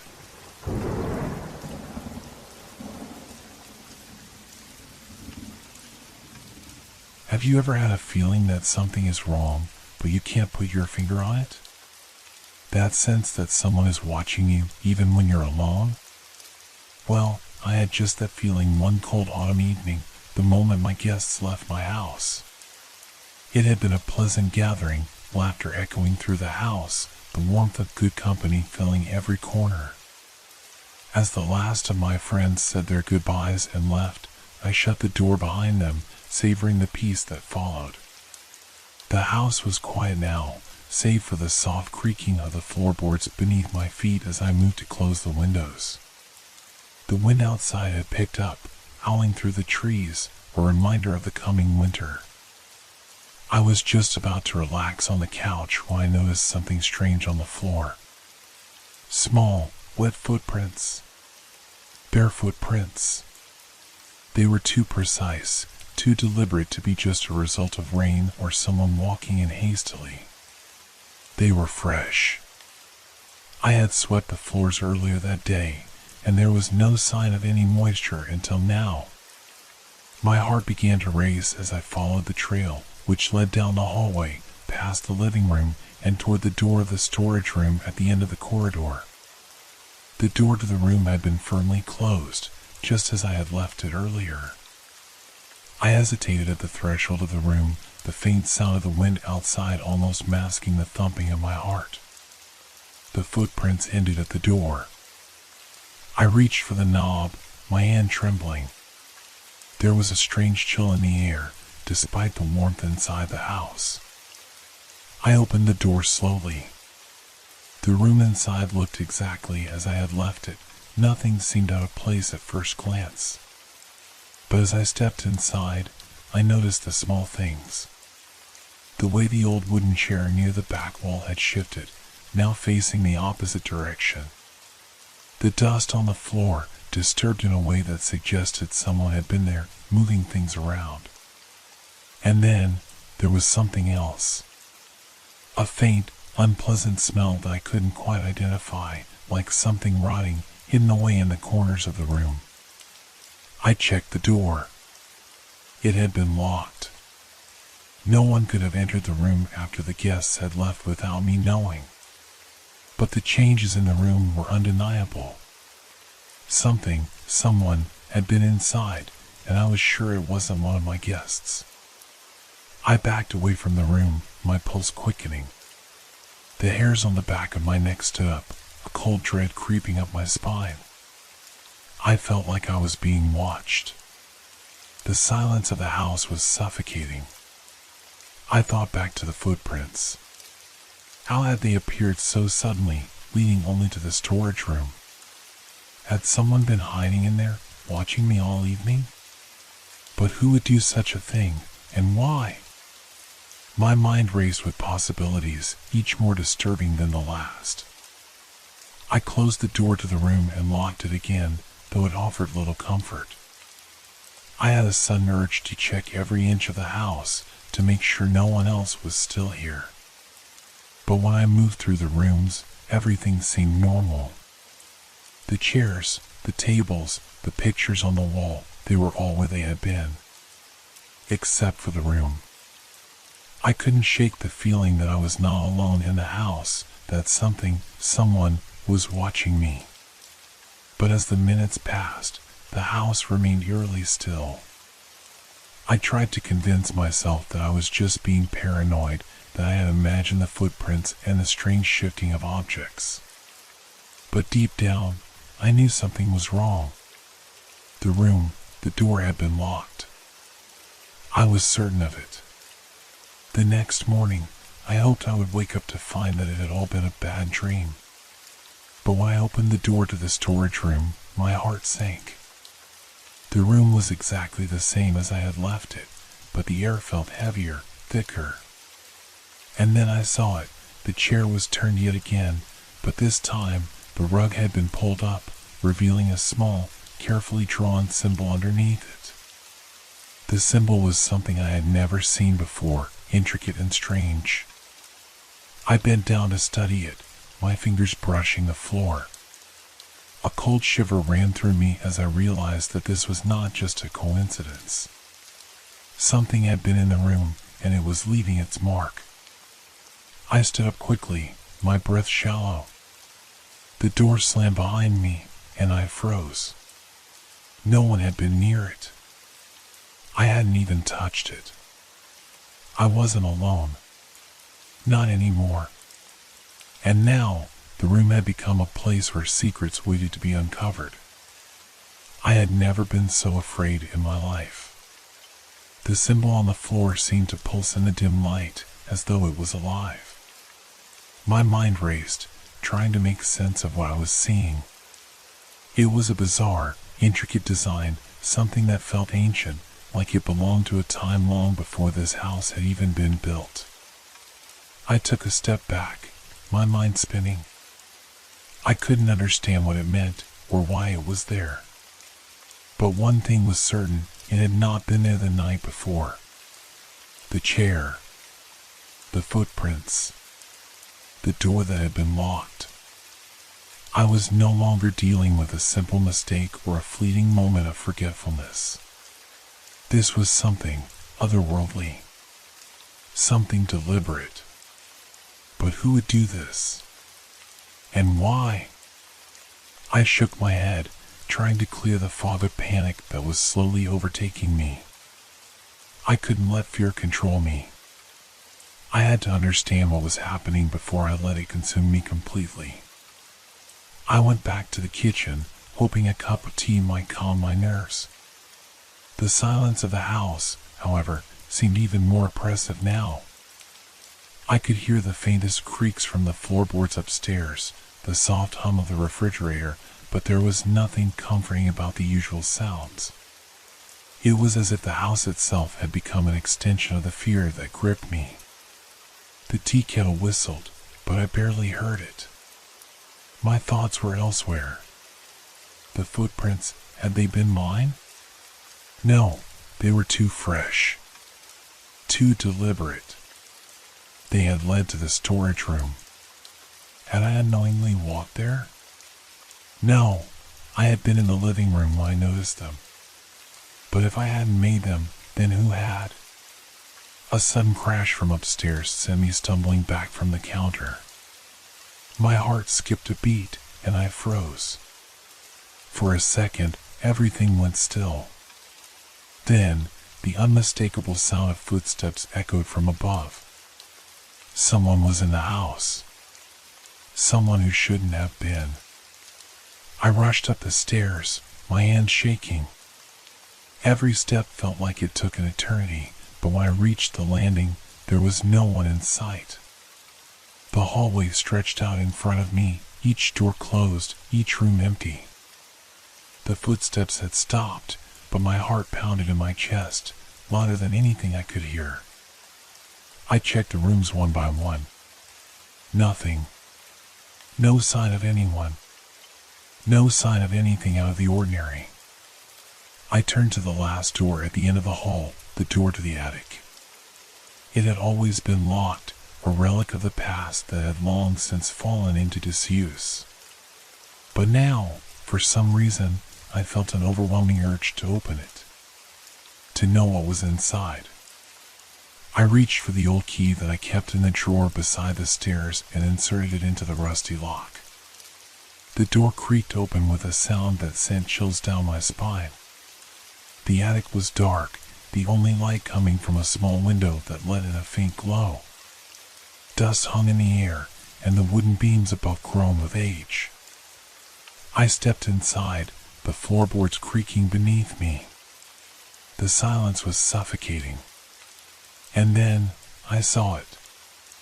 At the far end of the attic, sitting on the floor, was a box.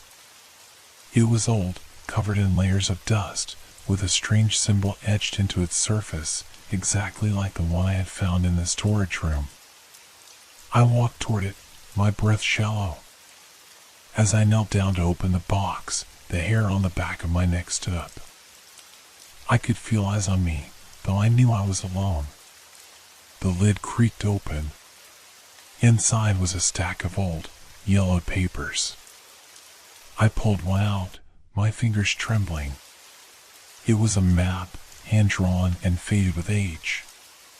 At the center was a drawing of my house, and beside it, another symbol. The same one. But this time, it was surrounded by strange markings I couldn't decipher. Suddenly, the air in the attic seemed to grow colder. A gust of wind blew through the small window, rattling the frame. And then, I heard it. A whisper, soft and almost inaudible at first. But it grew louder until it seemed to surround me, coming from every direction. Leave, now! I froze, the papers slipping from my hand and fluttering to the floor. My breath caught in my throat. The whisper had been too clear. Too real. I looked around, my pulse racing, but there was no one. The attic was empty, and yet it felt as though it was filled with a presence I couldn't explain. I stood up slowly, my eyes scanning every corner of the room. The air had become heavy, thick with something I couldn't name. My mind screamed at me to leave, to run, to get away from this house, from whatever it was that had found its way inside. But I couldn't. Not yet. I had to understand. I had to know what was happening to me, and why I felt like I was being drawn into something I couldn't escape. As I made my way back to the stairs, I glanced back one last time at the attic. The whispering had stopped, but the feeling of being watched didn't fade. Whatever this was, it wasn't done with me yet, and I had no idea what it wanted. The following day, the house felt different. Not in the way that a forgotten memory or a passing storm might leave a lingering trace, but in a much deeper, unsettling sense. The walls seemed to hum almost imperceptibly, as if they were alive, as if they knew something I didn't. And the silence, it was the kind of silence that pressed in on you, suffocating, heavy with an unspoken threat. I tried to ignore it. I had to. Life, as much as I wanted to pretend otherwise, had to continue. I had errands to run, things to do. But as I moved through my day, I couldn't shake the feeling that something was out of place, that I was being watched. At the grocery store, I had to fight the urge to keep checking over my shoulder. People moved around me, just ordinary faces, but in my mind, they all seemed like strangers, eyes too knowing, smiles too wide. When I looked into the eyes of the cashier, I thought I saw something flash there, something cold, something dark. But when I blinked, it was gone. I snapped out of it. I was just imagining things. The whispers from the attic had shaken me, and I was still reeling from the discovery of the map. But there was nothing else. Nothing that could explain the gnawing fear in the pit of my stomach. Returning home, I tried to push the unease away, focusing instead on putting away the groceries. But the moment I entered the kitchen, something stopped me in my tracks. The chair by the kitchen table, one I was certain I had pushed in before I left, was now slightly pulled out. I stared at it for a long moment. My mind raced to rationalize it. Maybe I hadn't pushed it in properly. Maybe the cat had nudged it. But no, the cat wasn't even in the kitchen when I left. I knew I had pushed that chair in. I remembered the exact motion of shoving it under the table. So why was it out now? I approached it, my footsteps hesitant. My hand hovered over the backrest, and then, with a quick motion, I shoved the chair back into place. I didn't like the feeling it gave me. A simple thing, yet it unsettled me in ways I couldn't explain. The rest of the day passed without incident. But as night fell, the unease returned. I couldn't shake the feeling that the house was no longer just a home. It had become a place full of strange, invisible forces, unseen hands moving things, changing things, leaving traces that only I seemed to notice. That night, I lay awake in bed, staring at the ceiling, the ticking of the clock on my nightstand the only sound in the room. I tried to force myself to sleep, to ignore the creeping thoughts in the back of my mind. But then, a noise. A faint creak. It came from the hallway, just outside my bedroom door. My heart skipped a beat, and I held my breath, listening. The creak was followed by another, slower this time. A dragging sound, almost like something, or someone, was moving. I sat up, my mind racing. What could it be? Had I left something out of place? Was it just the house settling? I didn't believe that for a second. I swung my legs over the side of the bed, my feet meeting the cool floor with a soft thud. The silence felt suffocating, but the house was still. Everything seemed normal, except for the sensation of being watched. I moved toward the door and slowly opened it, the hinges giving a quiet squeal. The hallway was dark, lit only by the faint glow of the moon through the windows at the far end.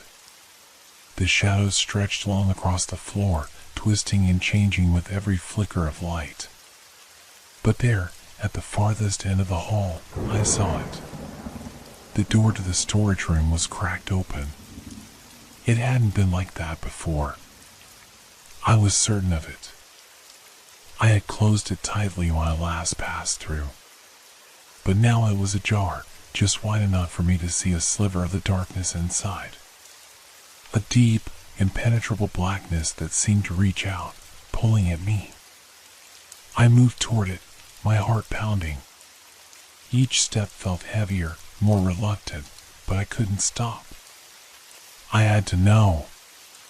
The whispers, the footsteps, the feeling of being followed, it all led here.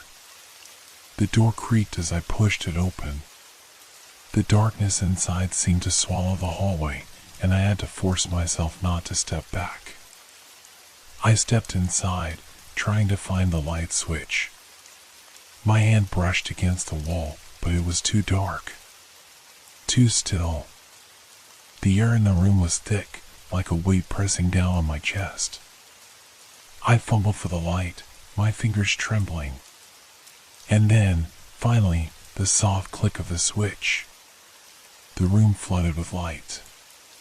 At first, I didn't notice anything strange. It was the same as always. Old boxes, shelves stacked with unused items, and forgotten things that had gathered dust over the years.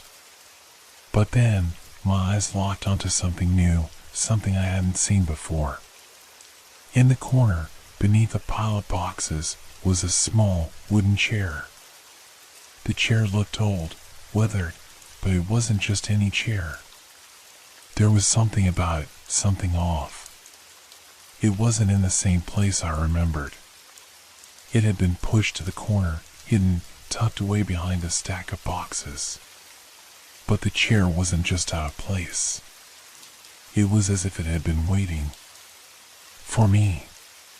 Suddenly, the feeling of being watched returned, stronger than ever. I froze. There, in the center of the room, were more signs, marks on the floor, small indentations that led from the chair to the center of the room. It was as if someone had been moving through this room, just out of sight, walking in circles, waiting. The hair on the back of my neck stood up. I stepped back toward the door, my pulse quickening. And then, a voice. A soft whisper, barely audible, but unmistakable. Not yet. I stumbled backward, my chest tightening, and the lights flickered before going out, plunging the room back into darkness. My breath caught in my throat. The voice had been so clear, so real, it echoed in my mind, like a memory I couldn't shake. Not yet. It wasn't just a whisper, it was a command. But who had said it? I was alone. Or was I? The room was dark again, the air thick with an oppressive stillness. I fumbled for the door, my hand shaking as it brushed against the handle. I couldn't leave fast enough, but as I pulled the door open, the sound of creaking floorboards came from somewhere deep within the room, as if something was moving behind me. The hairs on the back of my neck stood up again. I snapped the door shut behind me and backed into the hallway, my heart hammering in my chest. I could feel the cold sweat beating on my forehead, my breath shallow.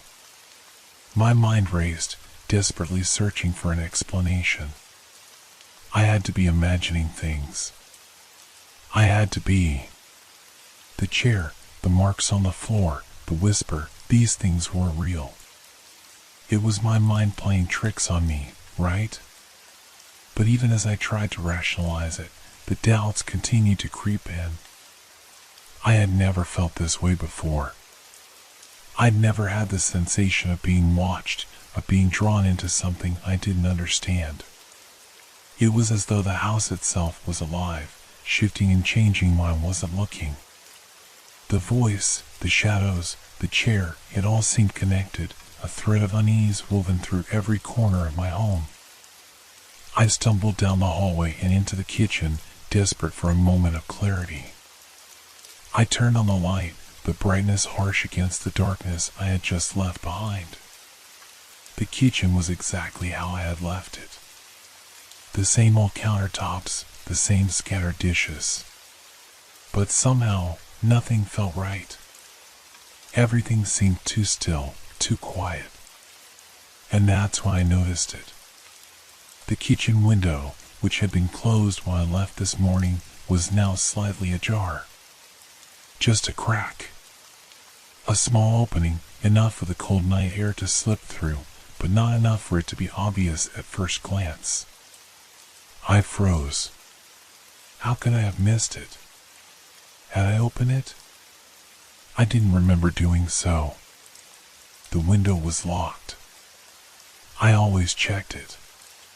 But now it was open.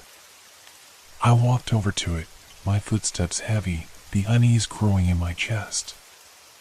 I peered outside, but there was nothing but the dark, empty yard. The trees swayed gently in the breeze, casting long, distorted shadows on the ground. The air smelled faintly of damp earth and wood. Nothing unusual. Nothing threatening. Still, I couldn't shake the feeling that I wasn't alone. As I stared out the window, my phone buzzed in my pocket. I jumped, startled by the sudden noise.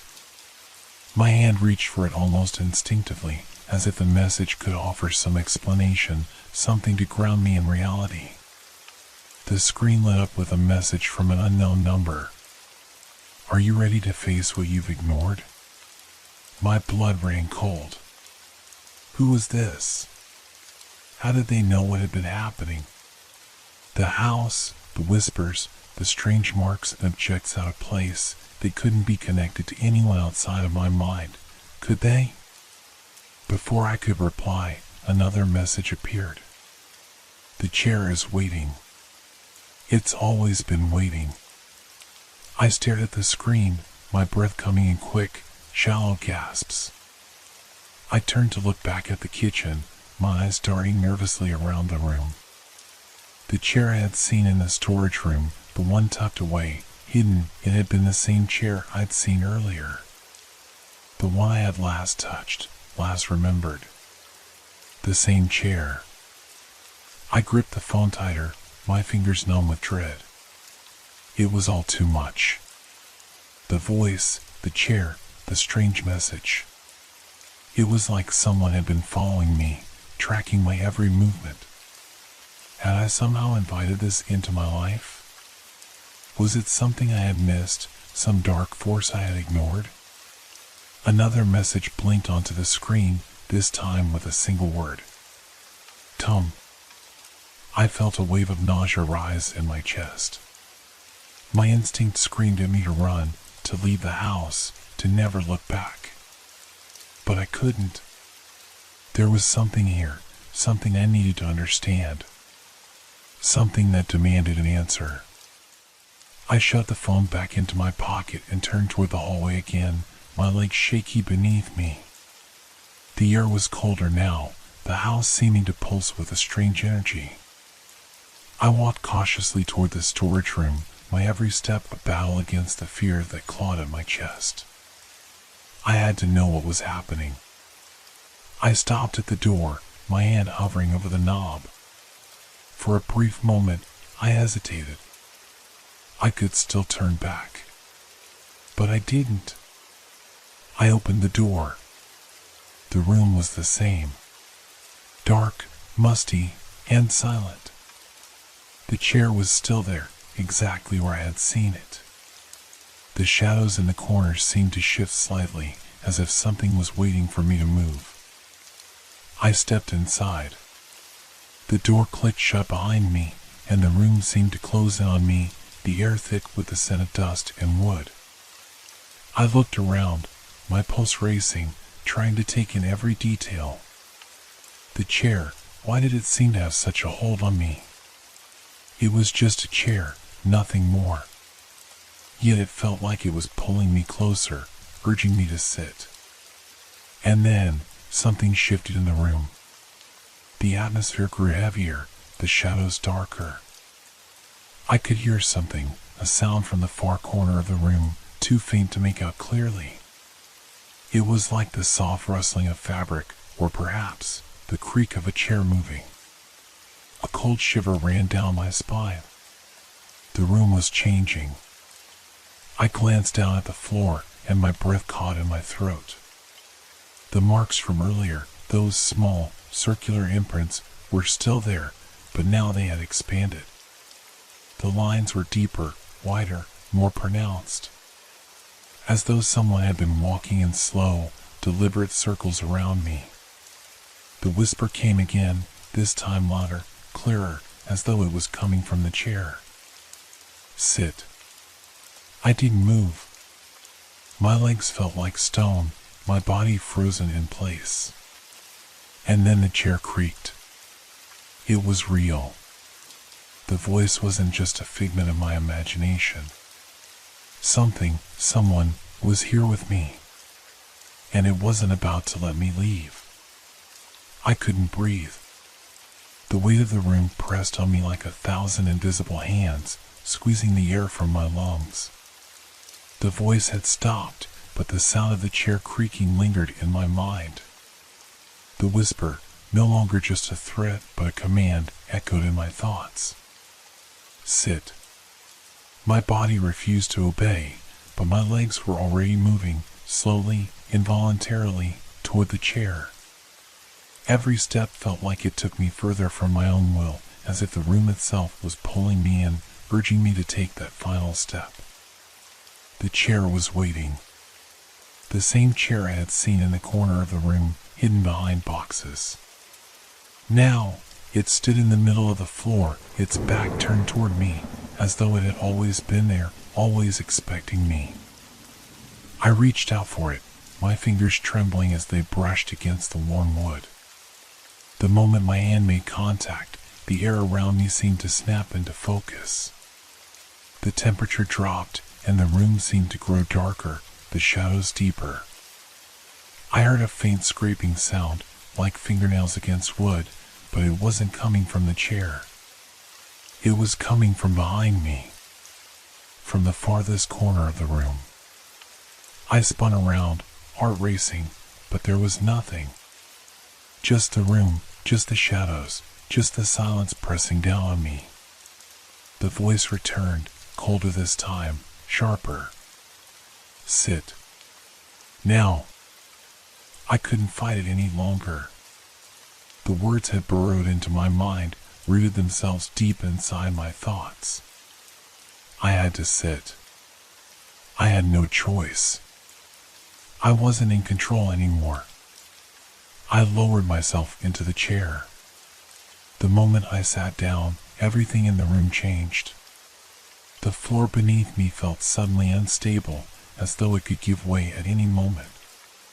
The walls seemed to close in, shifting and warping, and the air grew thick, suffocating. My pulse quickened, and I tried to stand up, but my legs felt heavy, as if the chair itself was holding me in place. A low hum began to rise from the floor, vibrating through my spine. The room seemed to vibrate with it, the sound becoming louder, more insistent. It wasn't just a sound. It was a presence. A force that I couldn't see but could feel, creeping into my every nerve, every thought. And then, I saw them. Shapes began to form in the darkness. Shadows, no longer mere distortions, but figures. They were moving toward me, silent and fluid, like smoke taking shape. They had no faces, no distinguishing features. Just blackness, dark shapes shifting, surrounding me. I wanted to scream, to run, but I couldn't. I was paralyzed, held by something I couldn't see, something I couldn't explain. The figures circled around me, slowly, methodically, like wolves preparing for the kill. They were too close, too many, and I felt their presence pressing in on me. And then one of them spoke. It wasn't a voice, not really. It was a thought that entered my mind like a cold whisper at the back of my skull. You shouldn't have opened the door. I gasped, my chest tightening as if something was pressing down on me. The figure didn't move, but I could feel its presence, its influence, sinking into my very being. You were never meant to see. The words were clearer now, louder. But they didn't come from the figure. They came from everywhere. The walls, the floor, the air around me, it was all speaking, all closing in on me. Now you're ours. I closed my eyes, squeezing them shut as tight as I could, hoping it would make the darkness go away. But it didn't. The voices continued, the figures circled, and the room seemed to pulse with a rhythm of its own, like a living, breathing entity. And then, just when I thought I couldn't take it anymore, there was a sound, soft, almost imperceptible. A tap. It was so small, so faint, it could have been the wind against the window or a distant footstep. But it wasn't. The tap came again, louder this time, followed by another, then another, until the sound became a steady rhythm. I opened my eyes, blinking against the darkness, and saw the source. The chair I had sat in, the very chair that had pulled me in, was now rocking gently. The wood creaked with each movement, and the tapping sound came from it, as though something beneath the seat was trying to escape. I tried to stand, to break free from the grip of whatever had taken hold of me, but I couldn't move. My body was frozen, my mind caught in the web of whatever had ensnared me. The figure spoke again, this time so close I could feel its breath against my ear. You will never leave. And then, the room went silent. The rocking chair stopped moving. The figures vanished. The air, which had been thick with dread, became still. I sat there, in the center of the room, unable to comprehend what had just happened. Was it over? Had I imagined it all? No. I knew the truth. The chair had always been there, waiting. And now that I had sat in it, I had become a part of it. A part of the house, a part of the darkness that lingered within its walls. I wasn't alone anymore, and neither was anyone who stepped inside.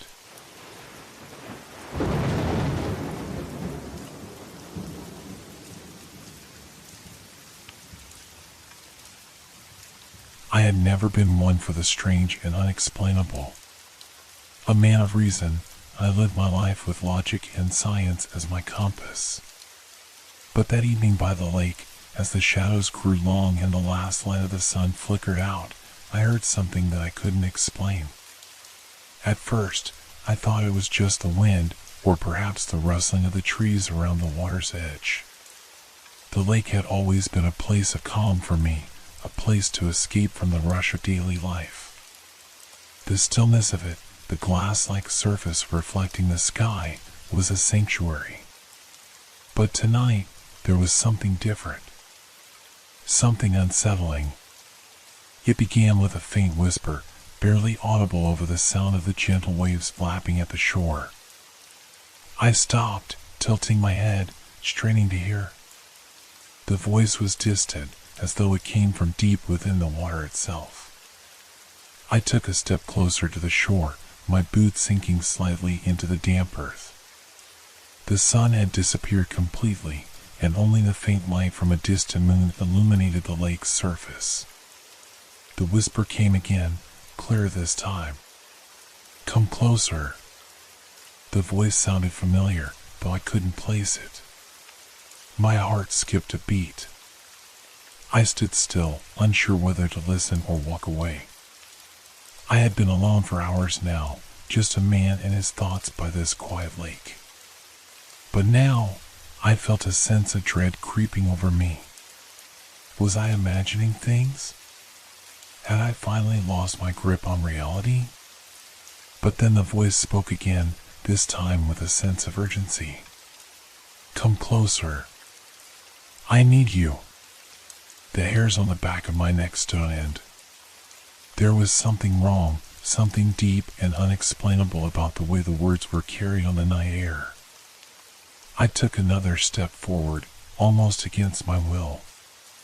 My feet seemed to move of their own accord, urging me toward the water. I reached the water's edge. The surface was smooth, undisturbed. The voice was silent for a moment, as if waiting for me to make the next move. "Please," it whispered again, softer this time. "You know me." "I know you." I felt a coldness creep into the air around me. The breeze that had been so gentle moments ago had stopped completely, leaving only an unnatural stillness. A chill ran down my spine. I looked around, half expecting to see someone standing in the shadows, but there was no one. And then, from the center of the lake, a ripple disturbed the perfect stillness of the water. It spread outward in concentric circles, as if someone, was moving just beneath the surface. My breath caught in my throat. "Come closer." It wasn't a request anymore. It was a command, and something in me knew that I had to obey. The voice seemed to pull at me, tugging at the very core of my being. I took another step forward, my body moving against my better judgment. I stood on the edge, the water now just inches from my feet. The moonlight danced on the ripples, casting long shadows that seemed to stretch and twist unnaturally. I could see something beneath the surface, just a glimpse at first, a faint, shifting form. "Don't be afraid," the voice said, soothing now, as though it had always been meant for me. "Tom, you're not alone." I swallowed hard, my heart racing. Something was terribly wrong. The voice, it sounded almost too human, yet there was something distant about it, as though it were coming from a place far deeper than the lake's surface. I tried to turn away, but I couldn't. My feet were frozen, rooted to the spot. The water seemed to pulse, as if alive, breathing. The figure beneath the surface was clearer now, and I could make out the shape of a face, pale and distorted, eyes wide open, staring at me. Its mouth moved again, but no sound came. Instead, the air around me grew colder still. "Please," it whispered. "Come closer. It's time." I took another step forward. The water was now lapping at my ankles, icy cold and seeping into my boots. I could feel the pull, the weight of whatever it was beneath the surface, dragging me closer. The voice, softer now, was like a gentle caress, but there was no warmth to it. It was a command that had no mercy. The figure beneath the water's surface shifted again, and this time its eyes locked onto mine. The connection was instant, raw, and unsettling. I could feel it in my bones, a sense of knowing, a sense of inevitability. And then, without warning, the water erupted. A force, like a hand made of liquid, shot out of the lake, grabbing hold of my ankle. I gasped, the cold shock of the water filling my senses. I tried to pull away, to scream, but my mouth was dry, my voice lost. The force tightened its grip, pulling me closer, the water rising up my legs, my waist. The figure beneath the surface was no longer just a shape. It was real, its face now clear and horrifying, its eyes hollow and endless, its mouth moving without sound. It wasn't calling my name anymore. It was demanding me. I struggled, fighting against the pull, but it was no use. The coldness seeped deeper, into my skin, into my very soul. The voice, no longer soft, rang in my ears, louder and more insistent than before. "Come closer. It's your time." I gasped, my breath shallow, as the water reached my chest. The last thing I saw was the figure, its outstretched hand reaching toward me, its fingers long and skeletal.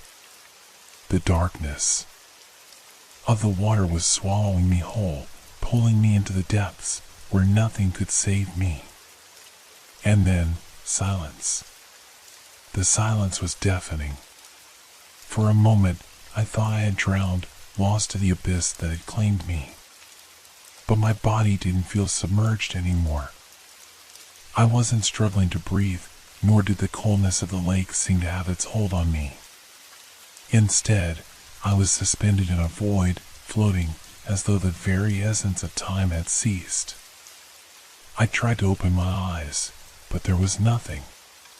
No water, no air, just darkness. The kind of darkness that presses in on you, wrapping around you like a blanket, suffocating you with its weight. My heart pounded in my chest, but there was no sound. No heartbeat. No breath. And then, through the blackness, came the voice again. This time, it was not a whisper, but a low, guttural murmur echoing in the void. "You shouldn't have come," it said, the words vibrating in my bones. I tried to call out, but my voice was gone, stolen by the same force that had taken my body. I was helpless, drifting into nothingness, unable to move or speak. My mind raced, scrambling for a way out, but every thought felt like it was being swallowed whole by the darkness. The voice came again, more insistent this time, filled with anger and malice. "You knew this would happen. You heard me call. You wanted to come. I didn't understand. I had only come here for peace, for solitude. Why was I being punished? Who are you?" I thought desperately, though I couldn't speak. The words formed in my mind, loud and clear. The response was immediate, though not in words. It was a feeling, a cold, unsettling sensation that washed over me, as if the void itself was smothering me with its truth. "I am the lake," it seemed to say, but there was no mouth, no voice. Just the cold, all-encompassing knowledge. The understanding hit me like a wave. The lake, the voice, it wasn't calling me by chance. This was no random occurrence. It was part of something ancient, something terrifying that had been waiting for me all along. The realization brought no comfort.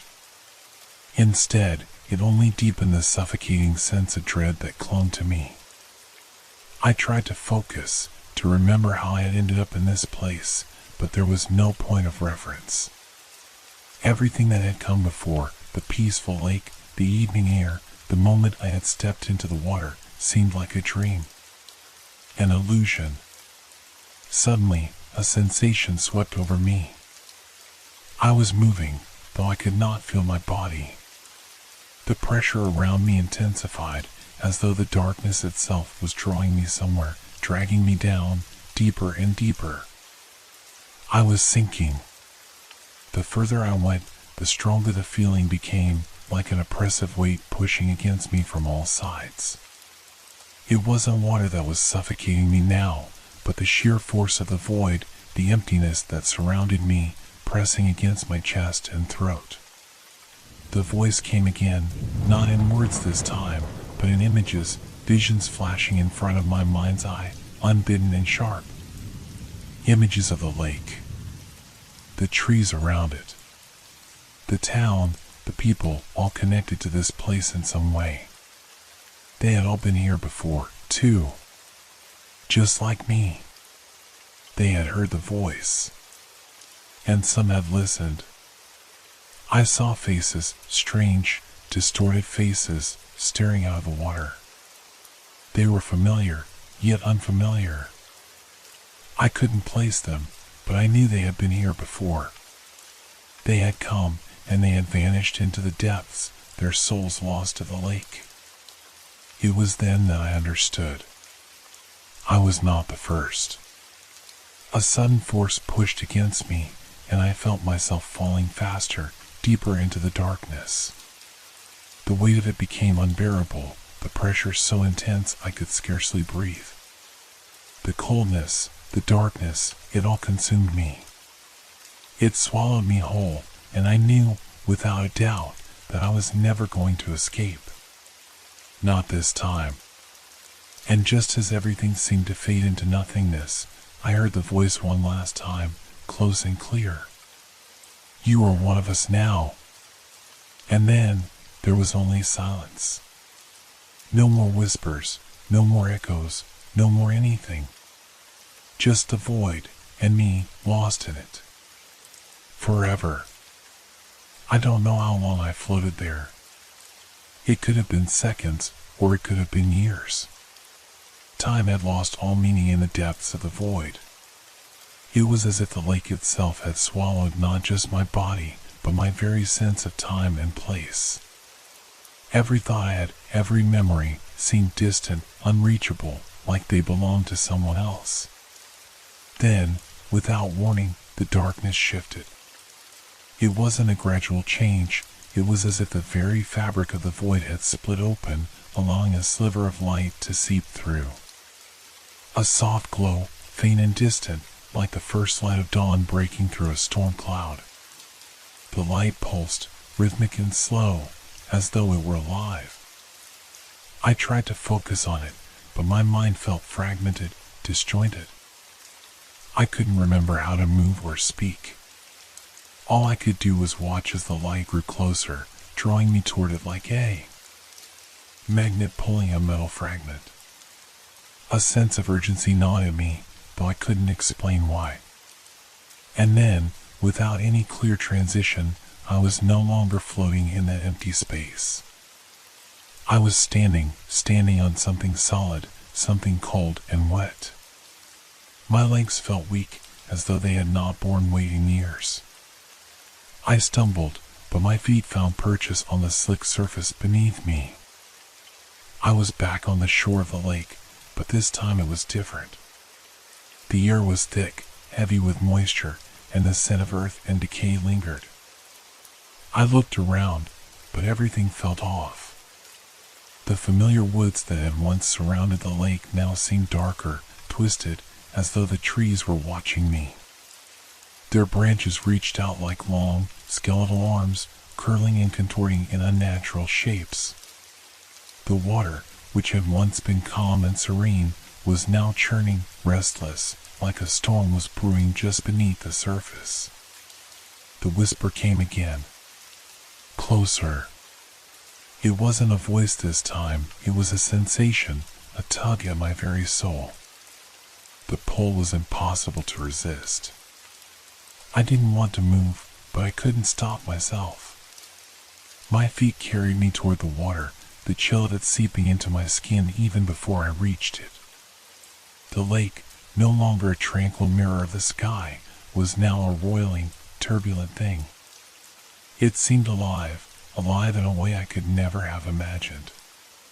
Waves crashed against the shore, their white caps flashing in the dim light. The water's surface rippled with dark shapes that swam just beneath, lurking and shifting like shadows in the depths. I wanted to turn away, to run, but the voice, no, the feeling, compelled me forward. Closer, it was stronger now, more insistent. I was at the edge of the water. The cold waves lapped at my feet, their touch sharp and stinging, as though the lake itself was rejecting me. But I didn't stop. I couldn't. And then, a shape rose from the depths. At first, it was just a dark blur, something shifting just beneath the water's surface. But it rose higher, breaking through the waves with disturbing grace, like something that didn't belong in this world. It was human, yet not. A pale face, half submerged, with eyes that glowed faintly in the darkness. Its features were distorted, twisted in a way that made my stomach churn. The figure's eyes locked onto mine, and in that instant, I knew it was the same being from before. The one that had called to me from the depths. The one that had been waiting. I should have run. I should have turned and fled, but the pull was too strong. My body refused to obey my instincts. It was as though I was no longer in control of myself. My feet moved forward, into the water, toward the figure. It wasn't just a creature, it was something ancient, something born of the lake itself. Its skin was slick and glistening, as though it had spent eons submerged in the dark waters. As it rose higher, more of its body emerged from the lake, a grotesque amalgamation of human and something far darker. It reached toward me with long, webbed fingers, the skin stretched tight over bones that seemed too long, too thin. The air around it was heavy with an oppressive chill, and I felt the weight of it pressing down on me, suffocating me with its presence. "Come closer," the voice, if it could even be called a voice, came again, this time accompanied by a surge of fear that tore through me like a violent current. The words echoed in my mind, a command, an undeniable force that I couldn't escape. I was mere inches from the creature now, its face twisted into a grotesque grin. It opened its mouth, but there were no words, just the sound of rushing water, filling the space around me, drying everything else out. The creature's fingers brushed against my skin, cold and clammy, sending a shock of terror through my body. I tried to scream, but no sound escaped. My throat was tight, my body numb, as if the very air had turned to stone. And then, just as suddenly as it had appeared, the creature pulled back, retreating into the depths of the lake with the same unnatural speed it had risen with. I stumbled back, my body finally reacting to the terror that had paralyzed me. I turned, running blindly through the darkened woods, my mind reeling with confusion and fear. The voice, the creature, the water, it was all too much. I needed to escape. I had to escape. But the lake, it wouldn't let me go. As I ran, I could feel its presence, lurking just behind me, watching, waiting. The whisper came again, this time in my mind, chilling me to my core. "You will never leave." And in that moment, I understood. I had crossed a line. The lake had claimed me, and now I was part of it. A part of something far older and far more terrifying than I could have ever imagined. I wasn't running from the lake anymore. I was running from myself. I didn't know how far I had run, or for how long. My legs burned, my lungs screamed for air, but I kept going, driven by a primal need to escape, to put as much distance as possible between myself and that thing. But no matter how fast I moved, no matter how many trees I passed, the suffocating presence of the lake followed me. The woods, which had once seemed like a peaceful haven, now felt oppressive. The trees, their gnarled limbs twisted in strange shapes, seemed to crowd in on me, closing off any sense of direction. The path, if it had ever been a path, had disappeared, swallowed up by the underbrush. The air was thick, heavy with the dampness of the lake, and it clung to my skin, making it hard to breathe. Every step felt like I was walking through water, the ground beneath me soft and uneven, as if it, too, had become a part of the lake. I glanced over my shoulder, but the woods were empty. There was no creature following me, no figure rising from the water to pursue me. Yet, I couldn't shake the feeling that I was being watched, that something was waiting just beyond the reach of my sight. The shadows seemed to move with me, stretching and twisting in unnatural ways.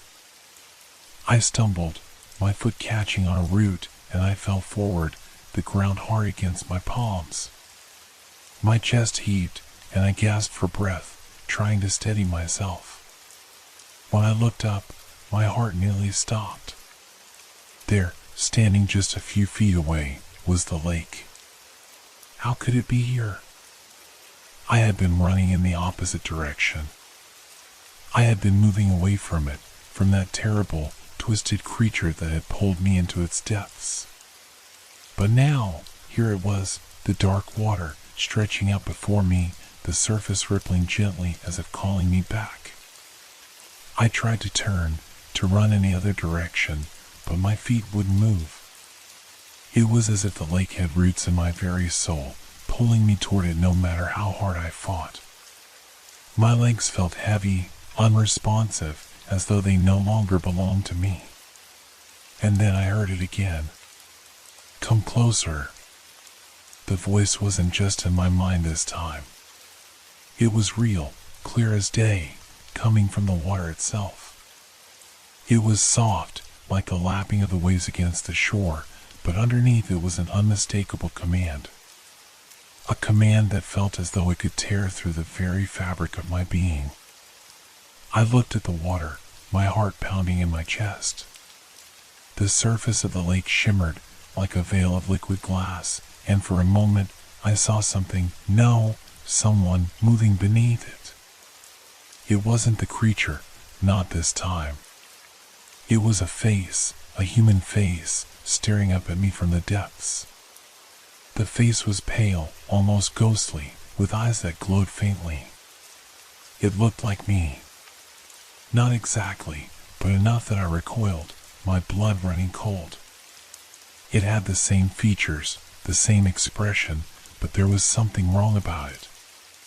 The eyes, those eyes, they were hollow, black as coal, and they held a sorrow that I couldn't understand. The voice came again, but this time it was clearer, sharper, like it was right next to me, whispering in my ear. "Come closer, it's time." I took a step back, but the lake seemed to reach out for me, the ground beneath my feet softening, as though the earth itself was sinking into the water. My breath caught in my throat. I couldn't move. I couldn't escape. In a panic, I forced myself to look away, turning my gaze to the surrounding woods. But nothing had changed. The trees were still there, twisted and dark, their branches hanging low like the arms of some forgotten creature. The path, the one I had followed earlier, was now completely gone, swallowed by the forest. I was trapped. I turned back to the water, my eyes drawn to the face beneath the surface. It was still there, watching me, waiting. The eyes, they weren't just empty. They were full of something else, something terrible. And in those eyes, I saw something I hadn't noticed before. A figure, dark and indistinct, moving just behind the face. A shadow, a shape, lurking beneath the surface of the lake, waiting for the right moment to rise again. The voice came once more, but this time it wasn't a whisper. It was a roar, shaking the very air around me. "Come closer, or be swallowed." I felt the ground tremble beneath my feet. The trees around me groaned, as though they, too, were in pain. The sky overhead darkened, as if the very world was holding its breath. I had no choice. I took one step forward. And then, the world went silent. The air around me had gone still, unnaturally still. The sounds of the forest, the rustling of leaves, the distant call of birds, had all faded away, leaving behind an oppressive silence that pressed against my ears like a physical weight. Even my breathing seemed too loud, as if it didn't belong in this place. The water stretched before me, its surface smooth as glass. I took another step, my feet dragging through the thick mud, unwilling to obey my mind's desperate plea to stop. The voice, now softer, more insistent, seemed to curl around me, pulling me closer. It wasn't just a voice anymore, it was a presence, something that hung in the air, in the very fabric of reality.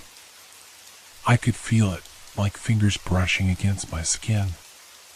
"Closer," the voice whispered, and the sound was thick, like the water itself was speaking to me. It wasn't human, not anymore. It was something else, something far older and more ancient. With each step I took, the ground beneath me seemed to sink further, the earth softening, becoming wet, as though the lake was rising, swallowing up the land. The trees that had surrounded me now stood silent, their twisted branches stretching toward the water, as though they, too, were drawn into its dark embrace. The shadows of the forest bent, twisted, and seemed to fold into the very fabric of the lake's surface, turning their reflection into something unnatural. A sudden shiver ran down my spine. Something was wrong. Everything was wrong. The lake, once so tranquil, now seemed to pulse with an energy I couldn't understand. The voice echoed in my head, louder this time, a wave of sound crashing against my thoughts. Come closer. I was standing at the edge now, my feet sinking into the damp earth, the cold mist rising from the water like fingers creeping over my legs. The face in the water was clearer now, its eyes wide and unblinking, staring up at me. It was still my face, but distorted, twisted by something I couldn't comprehend. Its mouth opened, but no sound came out. Instead, a ripple passed across the water, distorting the image of the face until it melted into a blur. I blinked, trying to pull myself away from the edge, but my legs wouldn't listen. I was frozen, rooted to the spot, my body refusing to move. The voice continued, this time almost pleading, yet still carrying an edge of command. Come closer, it's your turn. My mind screamed for me to run, to turn away. But my body betrayed me. My hand reached out, slowly at first, trembling as if it had a mind of its own. The water gleamed in the dim light, its surface barely disturbed by the faintest ripples. A sudden, sharp tug. A force pulling me forward, pulling me toward the water's edge. My body jerked with the sensation, like something beneath the surface had reached out to grab me. Come closer. The voice was now a chorus, not just one, but many, overlapping and merging together. It was no longer just a whisper, it was a chant, a call that resonated deep within my bones. I was on my knees now, my hands touching the cold surface of the water. It rippled beneath my fingers, and I felt the strange sensation that the lake was alive, aware of me, of my every movement. The reflection in the water blurred, as though the face was no longer alone. Something else was rising, shifting beneath the surface, moving in the depths, something that was coming closer. I tried to pull my hand back, but it was as if the water had a grip on me. My fingers felt numb, and the water seemed to swallow them, pulling me deeper, inch by inch. Then I saw it, something emerging from the depths. It wasn't a face. It was a shape, dark and indistinct, like a shadow taking form. It moved toward me, slow at first, but gaining speed, its outline becoming clearer. It was a figure, tall and cloaked, its features obscured by the blackness of the lake. The figure stretched its hand toward me, and I could see its fingers, long and skeletal, reaching for me with unnatural speed. I could hear the water lapping, feel its cold breath on my skin. Come to me, it whispered, the voice now a deep, guttural sound that reverberated through the earth itself. It's time. I struggled to pull away, but the grip on my hand tightened. Panic surged through me, my body thrashing against the pull of the water, but it was useless. The figure was almost upon me, its presence suffocating, darkening everything around me. And then, just as I thought I couldn't hold on any longer, a blinding light exploded from the surface of the water. The figure screamed, its voice twisted with rage and pain, but it was quickly drowned out by the brilliance of the light. The world around me fractured, disintegrating into a blur of white and dark shadows. I heard the sound of splashing water, the feel of something pulling me back, away from the water's edge.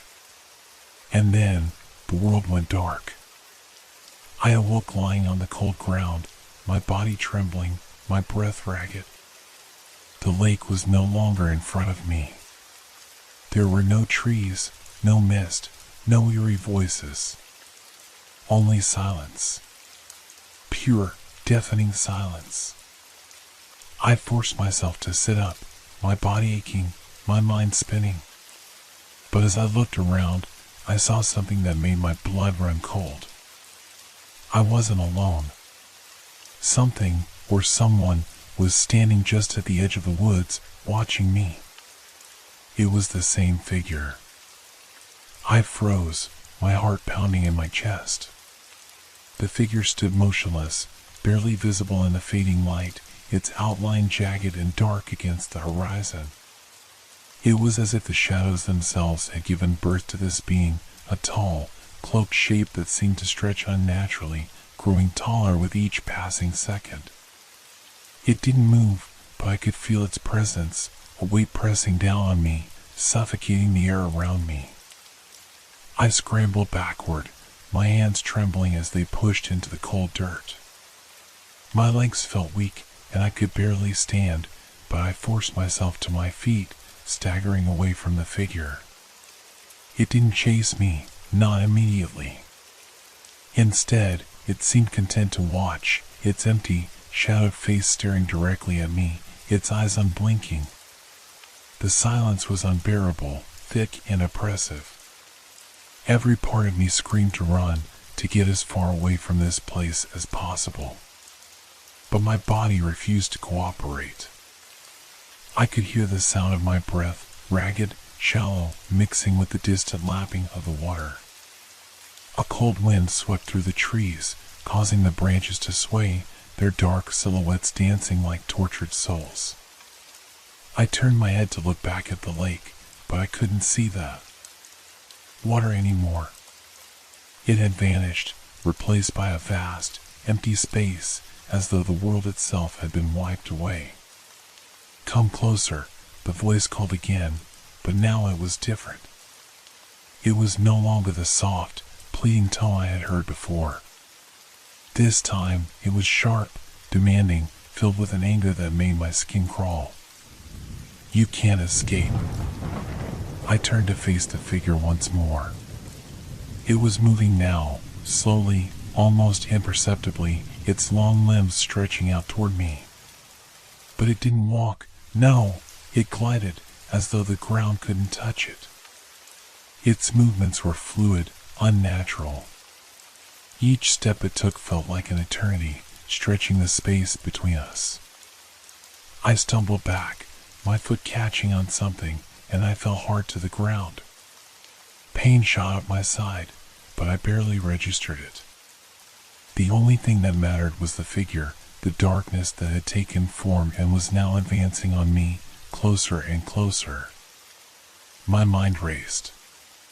There had to be a way out. A way to stop it. I thought about the light, the blinding light that had exploded from the water before. Could I call it back? Could I escape like that again? I glanced around frantically, but there was no sign of anything familiar. No lake. No trees. Just the emptiness, the vast, terrifying void that surrounded me. The figure was closer now, so close I could hear the rustling of its cloak, a dry, rasping sound that sent chills down my spine. It reached out with its skeletal hand, and I saw the long, gnarled fingers twitching slightly as though they were testing the air, searching for me. My body was frozen. I couldn't move, couldn't think. It was like the air itself had thickened around me, binding me in place. The figure's hand drew closer, and I felt a wave of nausea wash over me. It was too much. I couldn't breathe. The air felt suffocating, and my vision blurred as the darkness seemed to close in from all sides. Then, just as the figure's hand was about to touch my face, the ground beneath me gave way. I gasped as I fell, the sensation of plummeting through the air overwhelming. The world spun, twisted, and then darkness. I awoke again, but this time everything was different. I was lying on cold stone, my body aching. I could hear water lapping softly nearby, but it wasn't the same lake. The air smelled damp, thick with decay. I opened my eyes, blinking against the dim light, and found myself in a small, cramped space, some kind of underground chamber, its walls slick with moisture. The ground was uneven, and the air was thick with a musty smell that made me gag. I tried to sit up, but my head swam, and I collapsed back against the stone. My mind was foggy, as though I had just woken from a nightmare. But this wasn't a dream. This was real. I could feel it in my bones. The water, there was something wrong with the water. I remembered the lake, the voice, the figure. The feeling of something pulling me under. And then, in the distance, I heard it again. A voice. Familiar, but wrong. "You're here," it whispered, echoing in the confined space. "It's too late now." I turned my head, my breath catching in my throat. The voice wasn't just echoing. It was coming from the water. No, from the walls, from the very stones themselves. The sound was all around me, vibrating through the air, growing louder and louder until it felt like the entire world was shaking. The figure appeared before me, stepping out from the shadows, its face now clearer than before. But it wasn't the same face I had seen in the water. No, this one was mine. Its eyes were wide, filled with a knowing emptiness. It smiled. No, it grinned, a twisted, mocking smile that stretched too wide for any human to manage.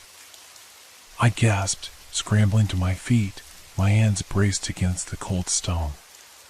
"No," I whispered. "What are you?" The figure cocked its head, its smile growing wider, more grotesque. "You should have listened," it said, its voice now deep and hollow, vibrating with power. "You always had a choice, but now—" It reached out for me, its fingers stretching impossibly long. And then, in that moment, I understood. I had been wrong all along. The lake, the voice, the figure, it was never about me escaping. It was about me becoming part of it. And now, it was too late to turn back.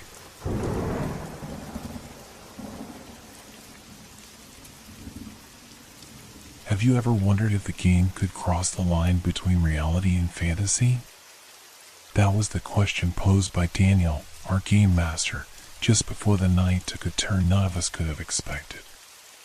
We had gathered in a small, dimly lit room, surrounded by old wooden shelves filled with forgotten board games, books, and knickknacks. The scent of aged paper hung in the air, a comforting smell to anyone who appreciated the art of tabletop gaming. The table in the center was littered with character sheets, dice, and half-drunk cups of tea. It was supposed to be a regular night of playing the Quest for Arcana, a game we had all played before. It was a simple adventure, one where we assumed the roles of daring adventurers seeking treasures and fighting off mythical beasts in a medieval world. But that night, something felt off. It was one of those rare moments when I should have listened to the nagging feeling in the back of my mind, but instead, I dismissed it as mere unease. The game began as it always did. I was playing Alara, the elf rogue, Daniel was Arvin the brave knight, Chloe, the wizard, and Max, our usual jester and bard. We were used to each other's quirks by now, and the dynamic between us was solid. We had been playing for years, and there was a certain rhythm to our nights.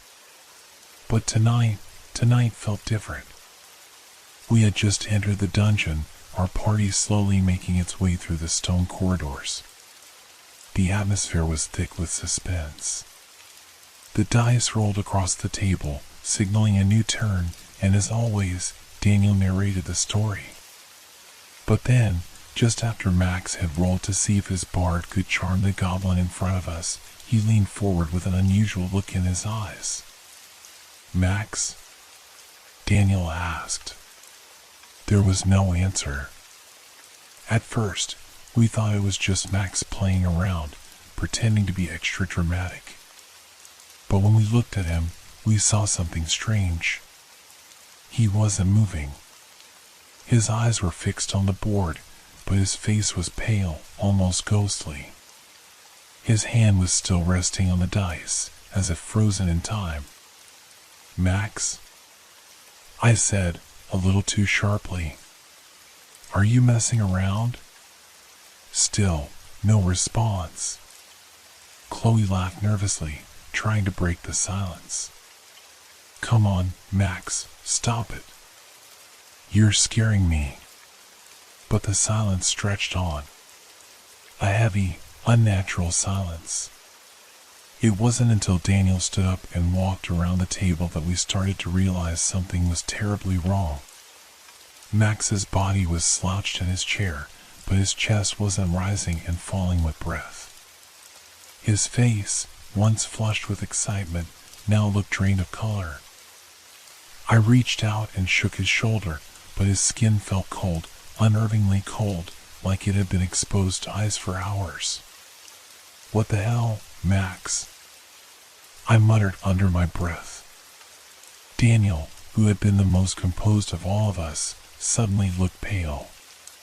His voice shook when he spoke. This isn't part of the game. Max, wake up. But Max didn't wake up. A chill swept through the room, an oppressive air that made the walls seem to close in around us. It was like the game had turned from a form of entertainment into something darker. Something far more real. Then, almost as if answering the tension in the room, the game board shifted. At first, we thought it was just the wind from the cracked window making the papers move, but no, on closer inspection, the pieces were shifting. Max's character, Eirik the Brave Rogue, moved. The figurine, which had been stationary just a moment ago, was now halfway across the board. It had moved without anyone touching it. Daniel dropped back into his seat, staring at the board, his eyes wide. This can't be happening, he whispered. But it was. Max's character continued to act, taking steps across the board, as though Max himself was still there, guiding him through the dungeon. The miniature figurine, small but intricately detailed, moved as if it were controlled by invisible hands, taking turns, making decisions, and advancing deeper into the unknown. What is this? Chloe gasped, leaning closer to the board. I didn't know what to say. I felt the air grow heavier around us, a feeling like the room itself was becoming suffocating. My hands trembled as I reached for the cup of tea beside me, but I knocked it over instead, spilling it across the table. The sound of the liquid splashing across the game board echoed in the room like an omen, and the pieces seemed to pause for just a moment. Then they resumed their motion.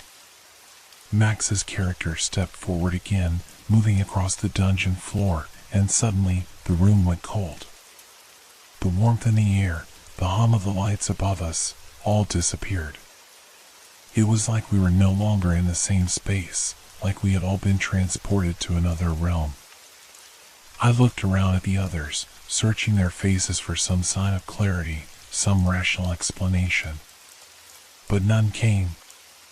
Max is gone, Daniel whispered. But his character is still here.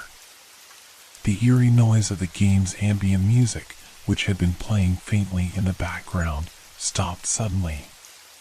The sound of Max's figurine moving on the board was the only noise left in the room. Chloe's voice cracked as she spoke. What happens if his character reaches the end of the game? What if we can't stop it? I didn't have an answer. The walls of the room seemed to close in, and for the first time, I felt an overwhelming sense of dread that had nothing to do with the game itself. There was something about the way Max's character moved that felt wrong. Like it was alive, not just a piece on a board. Something was controlling it, but not us. And Max. Max was still gone. As we all sat there in stunned silence, the world outside seemed to fade away, leaving only the strange, haunting motions of Max's character on the board. We didn't know what to do. The air in the room felt heavier, thicker, as though something was pressing down on us. Every breath became labored, and each of us was stuck in a state of disbelief, unsure whether we were still playing or if the game had somehow become a part of our reality. Max's character continued its journey through the dungeon, moving with uncanny precision, as if guided by an unseen hand. The piece was no longer merely a symbol of the game, it felt alive, with purpose, as if it were taking on a life of its own. I glanced at Daniel, hoping to see some sign of clarity, some rational explanation, but all I saw was a pale face, lips trembling as he stared at the board. His hands shook as he reached for the rulebook, as though searching for something, anything, that could explain what was happening. Chloe, usually the one to inject humor into the situation, sat frozen. Her eyes were wide, her face pale, as she watched the miniature figurine creep forward with deliberate steps. The game had always been a form of escape, a harmless adventure for us to enjoy together. But now, it felt like we were trapped inside it. "What do we do?" Chloe whispered, her voice shaking. Daniel's voice trembled as he responded, We have to finish the game. We have to make sure Max's character reaches the end. But Max isn't here." I protested, unable to hide the rising panic in my voice. What if something happens to him in the game? What if it's too late for him? No one had an answer. We all watched, entranced and horrified, as the figure of Eirik the Rogue continued to move across the board. It didn't stop, it didn't falter. It moved forward as though it had its own path to follow. The pieces around it seemed to shift slightly with each new step, as if the world within the game was reacting to the figure's actions.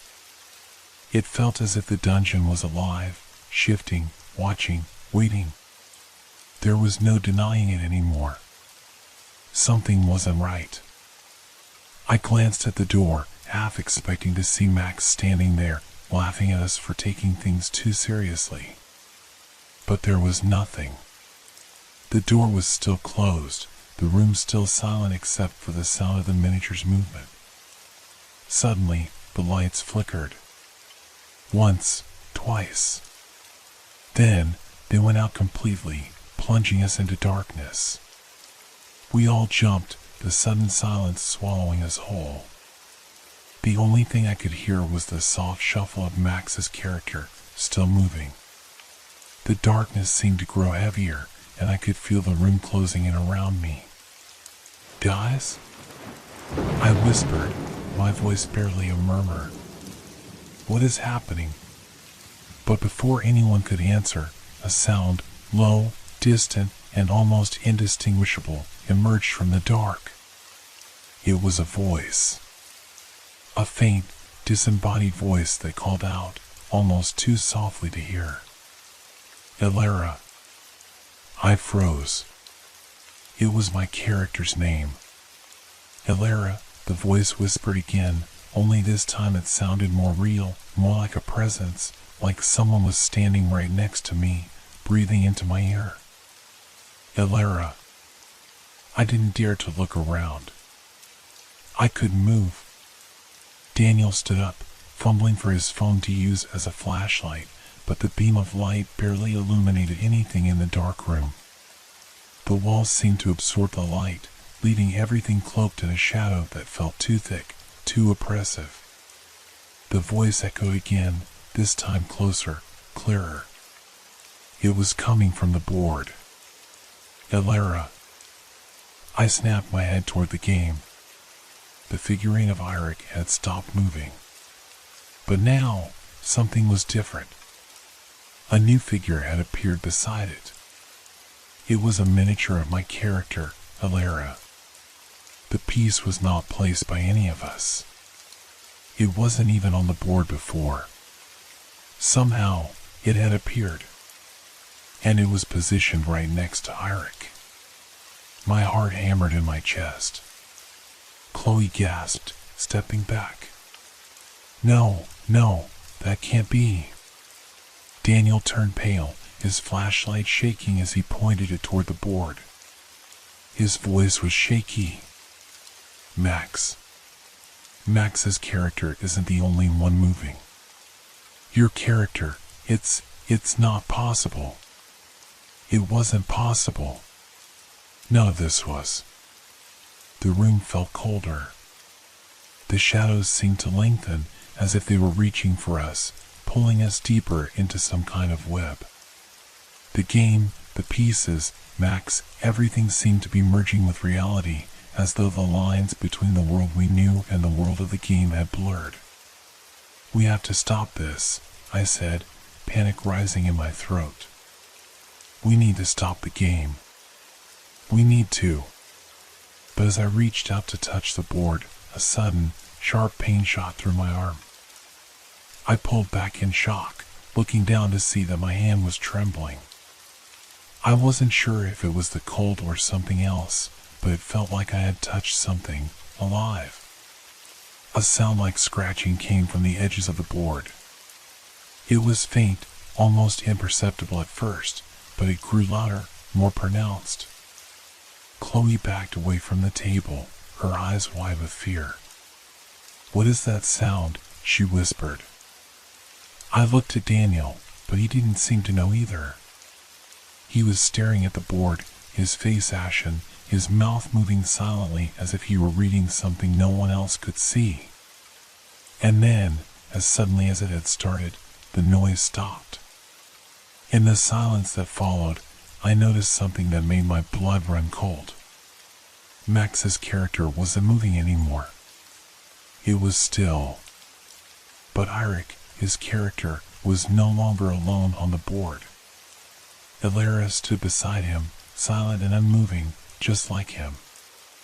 And for a moment, I thought I saw them both move. Just a slight, subtle shift. But it was enough to confirm what I feared. Max was still playing, and the game was playing him. I could feel the cold sweat running down my back as I stared at the board. I couldn't tear my eyes away from the two figures, Eirik and Elara, standing motionless, almost as though they were watching us. The shadows in the room seemed to flicker, bending unnaturally around the pieces. I tried to steady my breathing, but it was impossible to ignore the growing sense of dread that seemed to press in from all sides. Daniel, still gripping his phone tightly, managed to get a dim light on the board. He shone on the two characters, trying to make sense of what was happening. But it only seemed to make everything worse. The light revealed details I hadn't noticed before: Eirik's armor, the intricate details on Elara's cloak, the way the miniature figures seemed almost too real. Chloe stood frozen by the door, her face pale as she whispered, "This isn't happening. This isn't real." I wanted to tell her it was just a game, a simple mistake or a coincidence. But deep down, I knew it wasn't. The air felt wrong. Too thick. As though the walls were pressing in on us, like we weren't meant to be here. Max's character, still frozen on the board, seemed to shift slightly again. The movement was so subtle, almost imperceptible, but it was there. The figurines were no longer just pieces. They had become something alive. The voice came again, louder this time, as if it had been waiting for the silence to take over. It called my name once more, but it was no longer a whisper. It was urgent, almost desperate. "Elara, come closer." I flinched, my heart hammering in my chest. The voice wasn't just from the board. It was in the room, in the air, surrounding me. It felt like it was coming from everywhere and nowhere at once. I could feel it vibrating in my bones, sending shivers down my spine. "Don't listen to it," Chloe said, her voice shaking. "Please, Alara, don't." I could barely breathe. The urge to touch the board, to move the pieces, was overwhelming. The game had always been a harmless escape, something we did together for fun. But now, it felt like the game was no longer something we controlled. It felt like it controlled us. I took a step back, my mind racing for an explanation. But the more I thought about it, the more my thoughts became tangled. The voice. The figures. Max's disappearance. Nothing made sense. How could Max's character still be moving when he was nowhere to be found? Daniel was still staring at the board, his eyes wide with fear. He turned to me slowly, his voice barely a whisper. "We need to finish it. If we stop now." He didn't finish the sentence, but I didn't need him to. We all knew what would happen if we stopped. The game would keep playing itself. The pieces would continue to move, and Max's character would keep living. We couldn't let that happen. "Let's just finish it," I said, my voice cracking. Chloe swallowed hard and nodded, though I could see the hesitation in her eyes. She didn't want to play anymore. None of us did. But we were trapped. It was as though the game was holding us hostage, forcing us to keep going. I felt a sudden weight on my chest, like the room itself was becoming claustrophobic. I picked up the dice, my hands trembling. There was only one way forward now, one way to end this. I rolled them, not even looking at the result. I didn't want to know. The figures on the board didn't need a roll to continue. They had a mind of their own. But this time, something different happened. The board lit up, a strange glow emanating from the surface, faint at first, but growing stronger with each passing second. The figures of Eirik and Alara started to move, their actions becoming more deliberate. They didn't just shift a few spaces. They advanced, as though they were following some unseen path, heading toward the center of the board, where the most dangerous encounter awaited them. A chill ran through me. The game had taken on a life of its own. The characters weren't just moving, they were acting with purpose. They were becoming more than just pieces of plastic. I couldn't tear my eyes away from the board, my heart racing.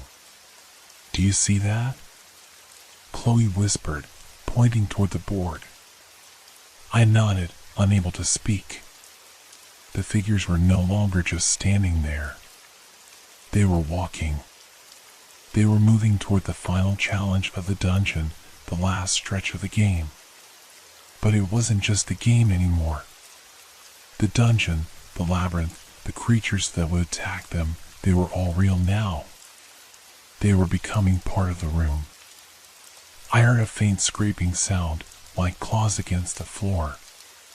It came from beneath the table, just out of sight. My breath caught in my throat. I leaned in, trying to see what it was. My heart pounded in my ears.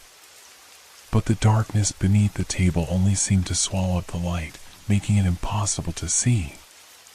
"Max," Daniel murmured, his voice trembling. Is he coming back?" I didn't want to answer. I didn't want to think about it. Because deep down, I knew the truth. Max wasn't coming back. He was somewhere, trapped inside the game. And the more we played, the more we fed into whatever was pulling us in. The voice came again. It wasn't from the board this time. It was from the darkness beneath the table. "Alara, come closer." I didn't know what it wanted. But I knew one thing for sure, we couldn't stop. The game had already begun. And there was no going back. The voice echoed in the room, and my breath hitched. It wasn't just a voice, it felt like a presence, something much larger than the game itself. The space around us seemed to warp, the shadows deepening and the atmosphere thickening with each passing second. The air felt cold now, far colder than it had any right to be. I looked around the room, but everything seemed wrong. The walls, the furniture, the very air itself, they were all starting to blur, as though the room wasn't real anymore. I could still hear the faint scraping sound, louder now, moving closer. It wasn't coming from beneath the table, it was coming from within the board.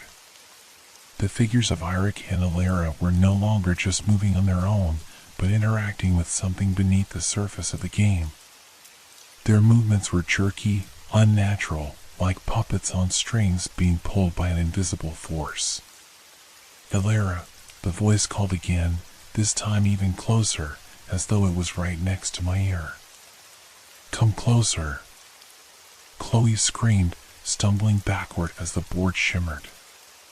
The characters on it, Eirik, Alara, began to glow with an eerie light, and for the first time, I noticed something strange. They weren't just figures anymore. They had dimension, depth. They seemed almost alive. I could see faint outlines of their faces, their expressions frozen in some kind of silent scream.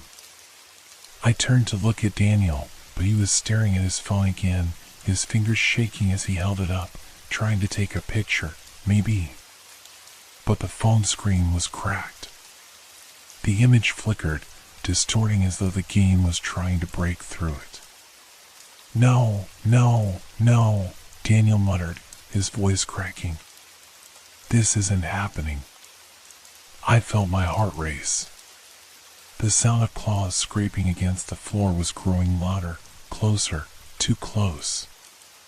The shadows around the room seemed to swell, and the floor beneath us trembled. I reached out for the board, but my hand hovered just above it. A strange force seemed to repel me, as though something was warning me not to touch it. The voice was no longer just calling my name. It was pleading, demanding, pulling me in. "Alara, come closer. Join us." I felt the pull. It was irresistible. I wanted to leave. I wanted to scream, but I couldn't move.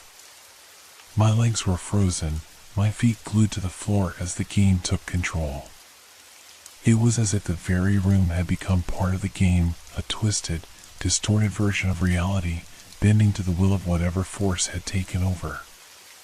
Suddenly, the pieces on the board shifted rapidly, the tiny figures jerking into new positions. Eirik and Alara weren't moving as pawns in a game anymore. They were moving as if they had lives of their own. The board itself seemed to pulse, as though it were breathing. "No!" Chloe cried out, backing away until she hit the wall. "We need to stop. We need to destroy the board." But the words felt hollow. The game had grown too powerful. We were in too deep. We couldn't stop it now. I heard a loud thump from above, followed by a shuffling sound. My mind raced. The house. Was it the house itself shaking? Or was it something else? My heart pounded faster as the sound grew more distinct, and a figure appeared at the edge of the room, a shadow, too tall to be any of us. It was hunched, with long, clawed hands dragging along the floor. Its form was obscured in darkness, but I could feel its presence like a weight in the air. I wanted to look away, but I couldn't. "Alara," the voice whispered, this time more sinister, more knowing. "Come closer. You're already here." The temperature in the room dropped sharply, and I could see my breath clouding in the air. Every instinct in my body screamed for me to run, to get out of the room, to escape whatever was happening. But the door was locked. It couldn't have been. We had all come in through it just moments before. But now, it was as though the door had been sealed shut, not by wood or metal, but by some invisible force. Elara, the voice growled again, this time much louder, vibrating through the walls. Come closer. I felt the floor shift beneath my feet, tilting as if the entire room was tilting toward the game. It was pulling me in, tugging at me like a magnetic force. My feet moved of their own accord, taking slow, reluctant steps toward the table. My body didn't feel like my own anymore. It felt distant, detached. No, I gasped, trying to fight the force. I can't do this. But the voice, no, the presence, was too powerful. It overwhelmed me.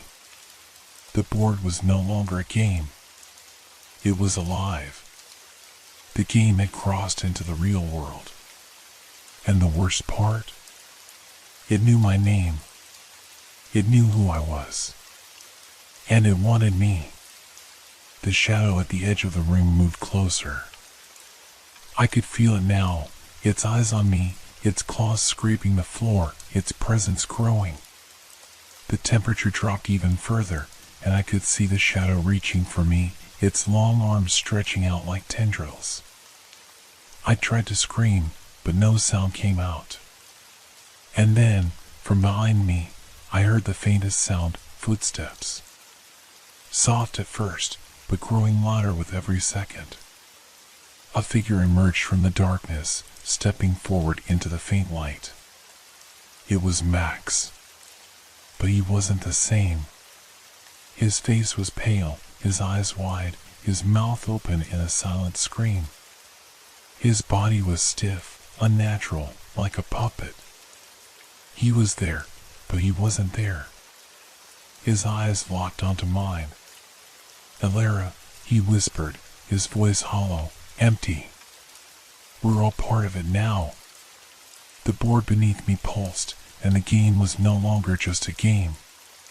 It was real. I staggered backward, my breath coming in shallow gasps, my mind racing to comprehend what I was seeing. Max's body seemed to twitch unnaturally, as if his movements were controlled by some external force.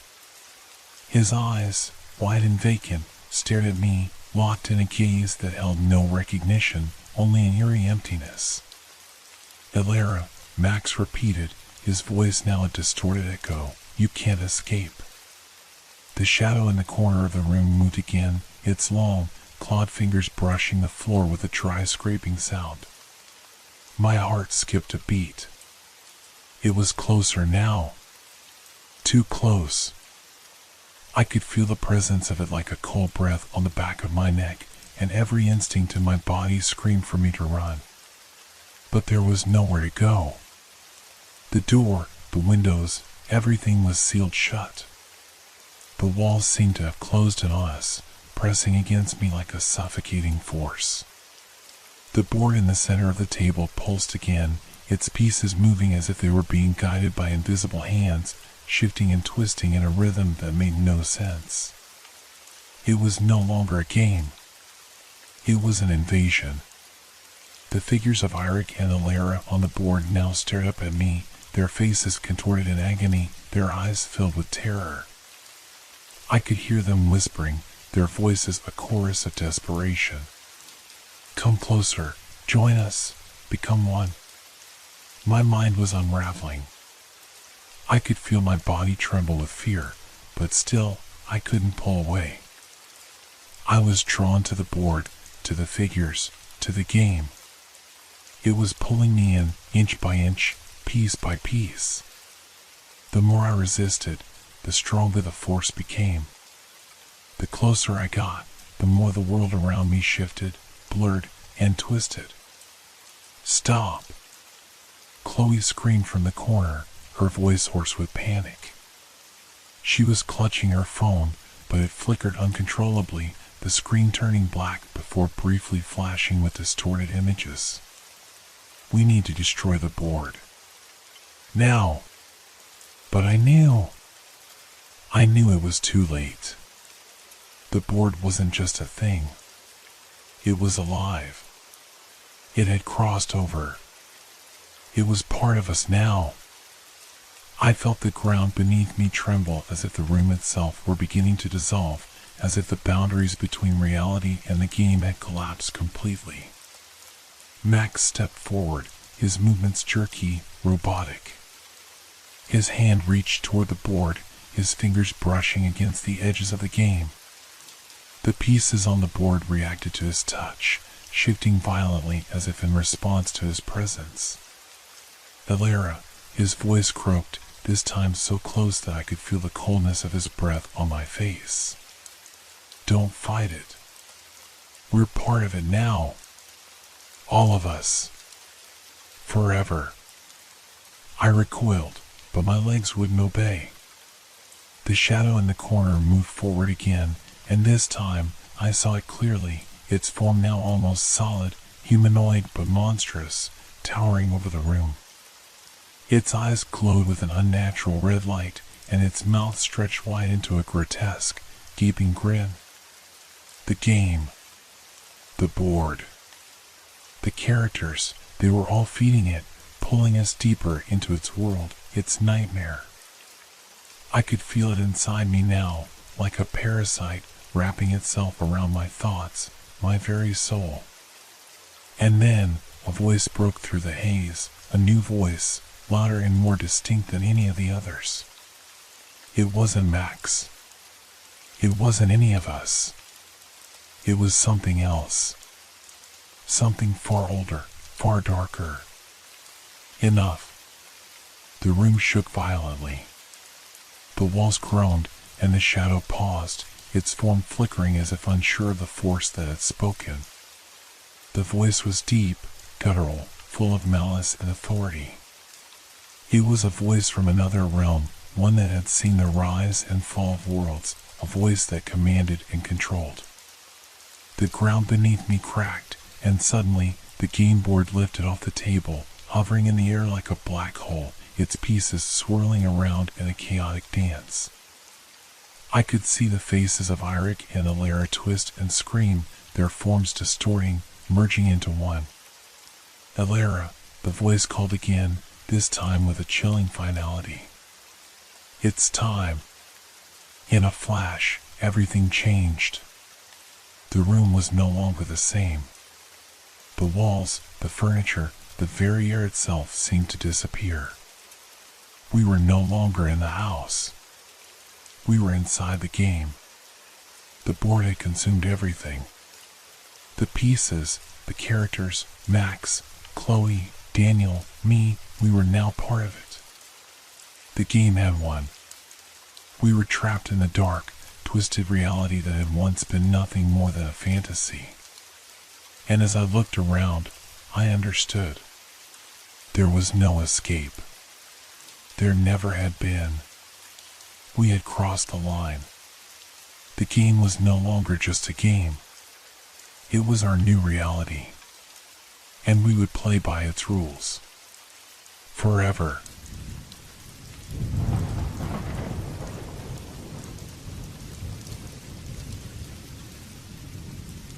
Hope your dreams are filled with fear. Good night.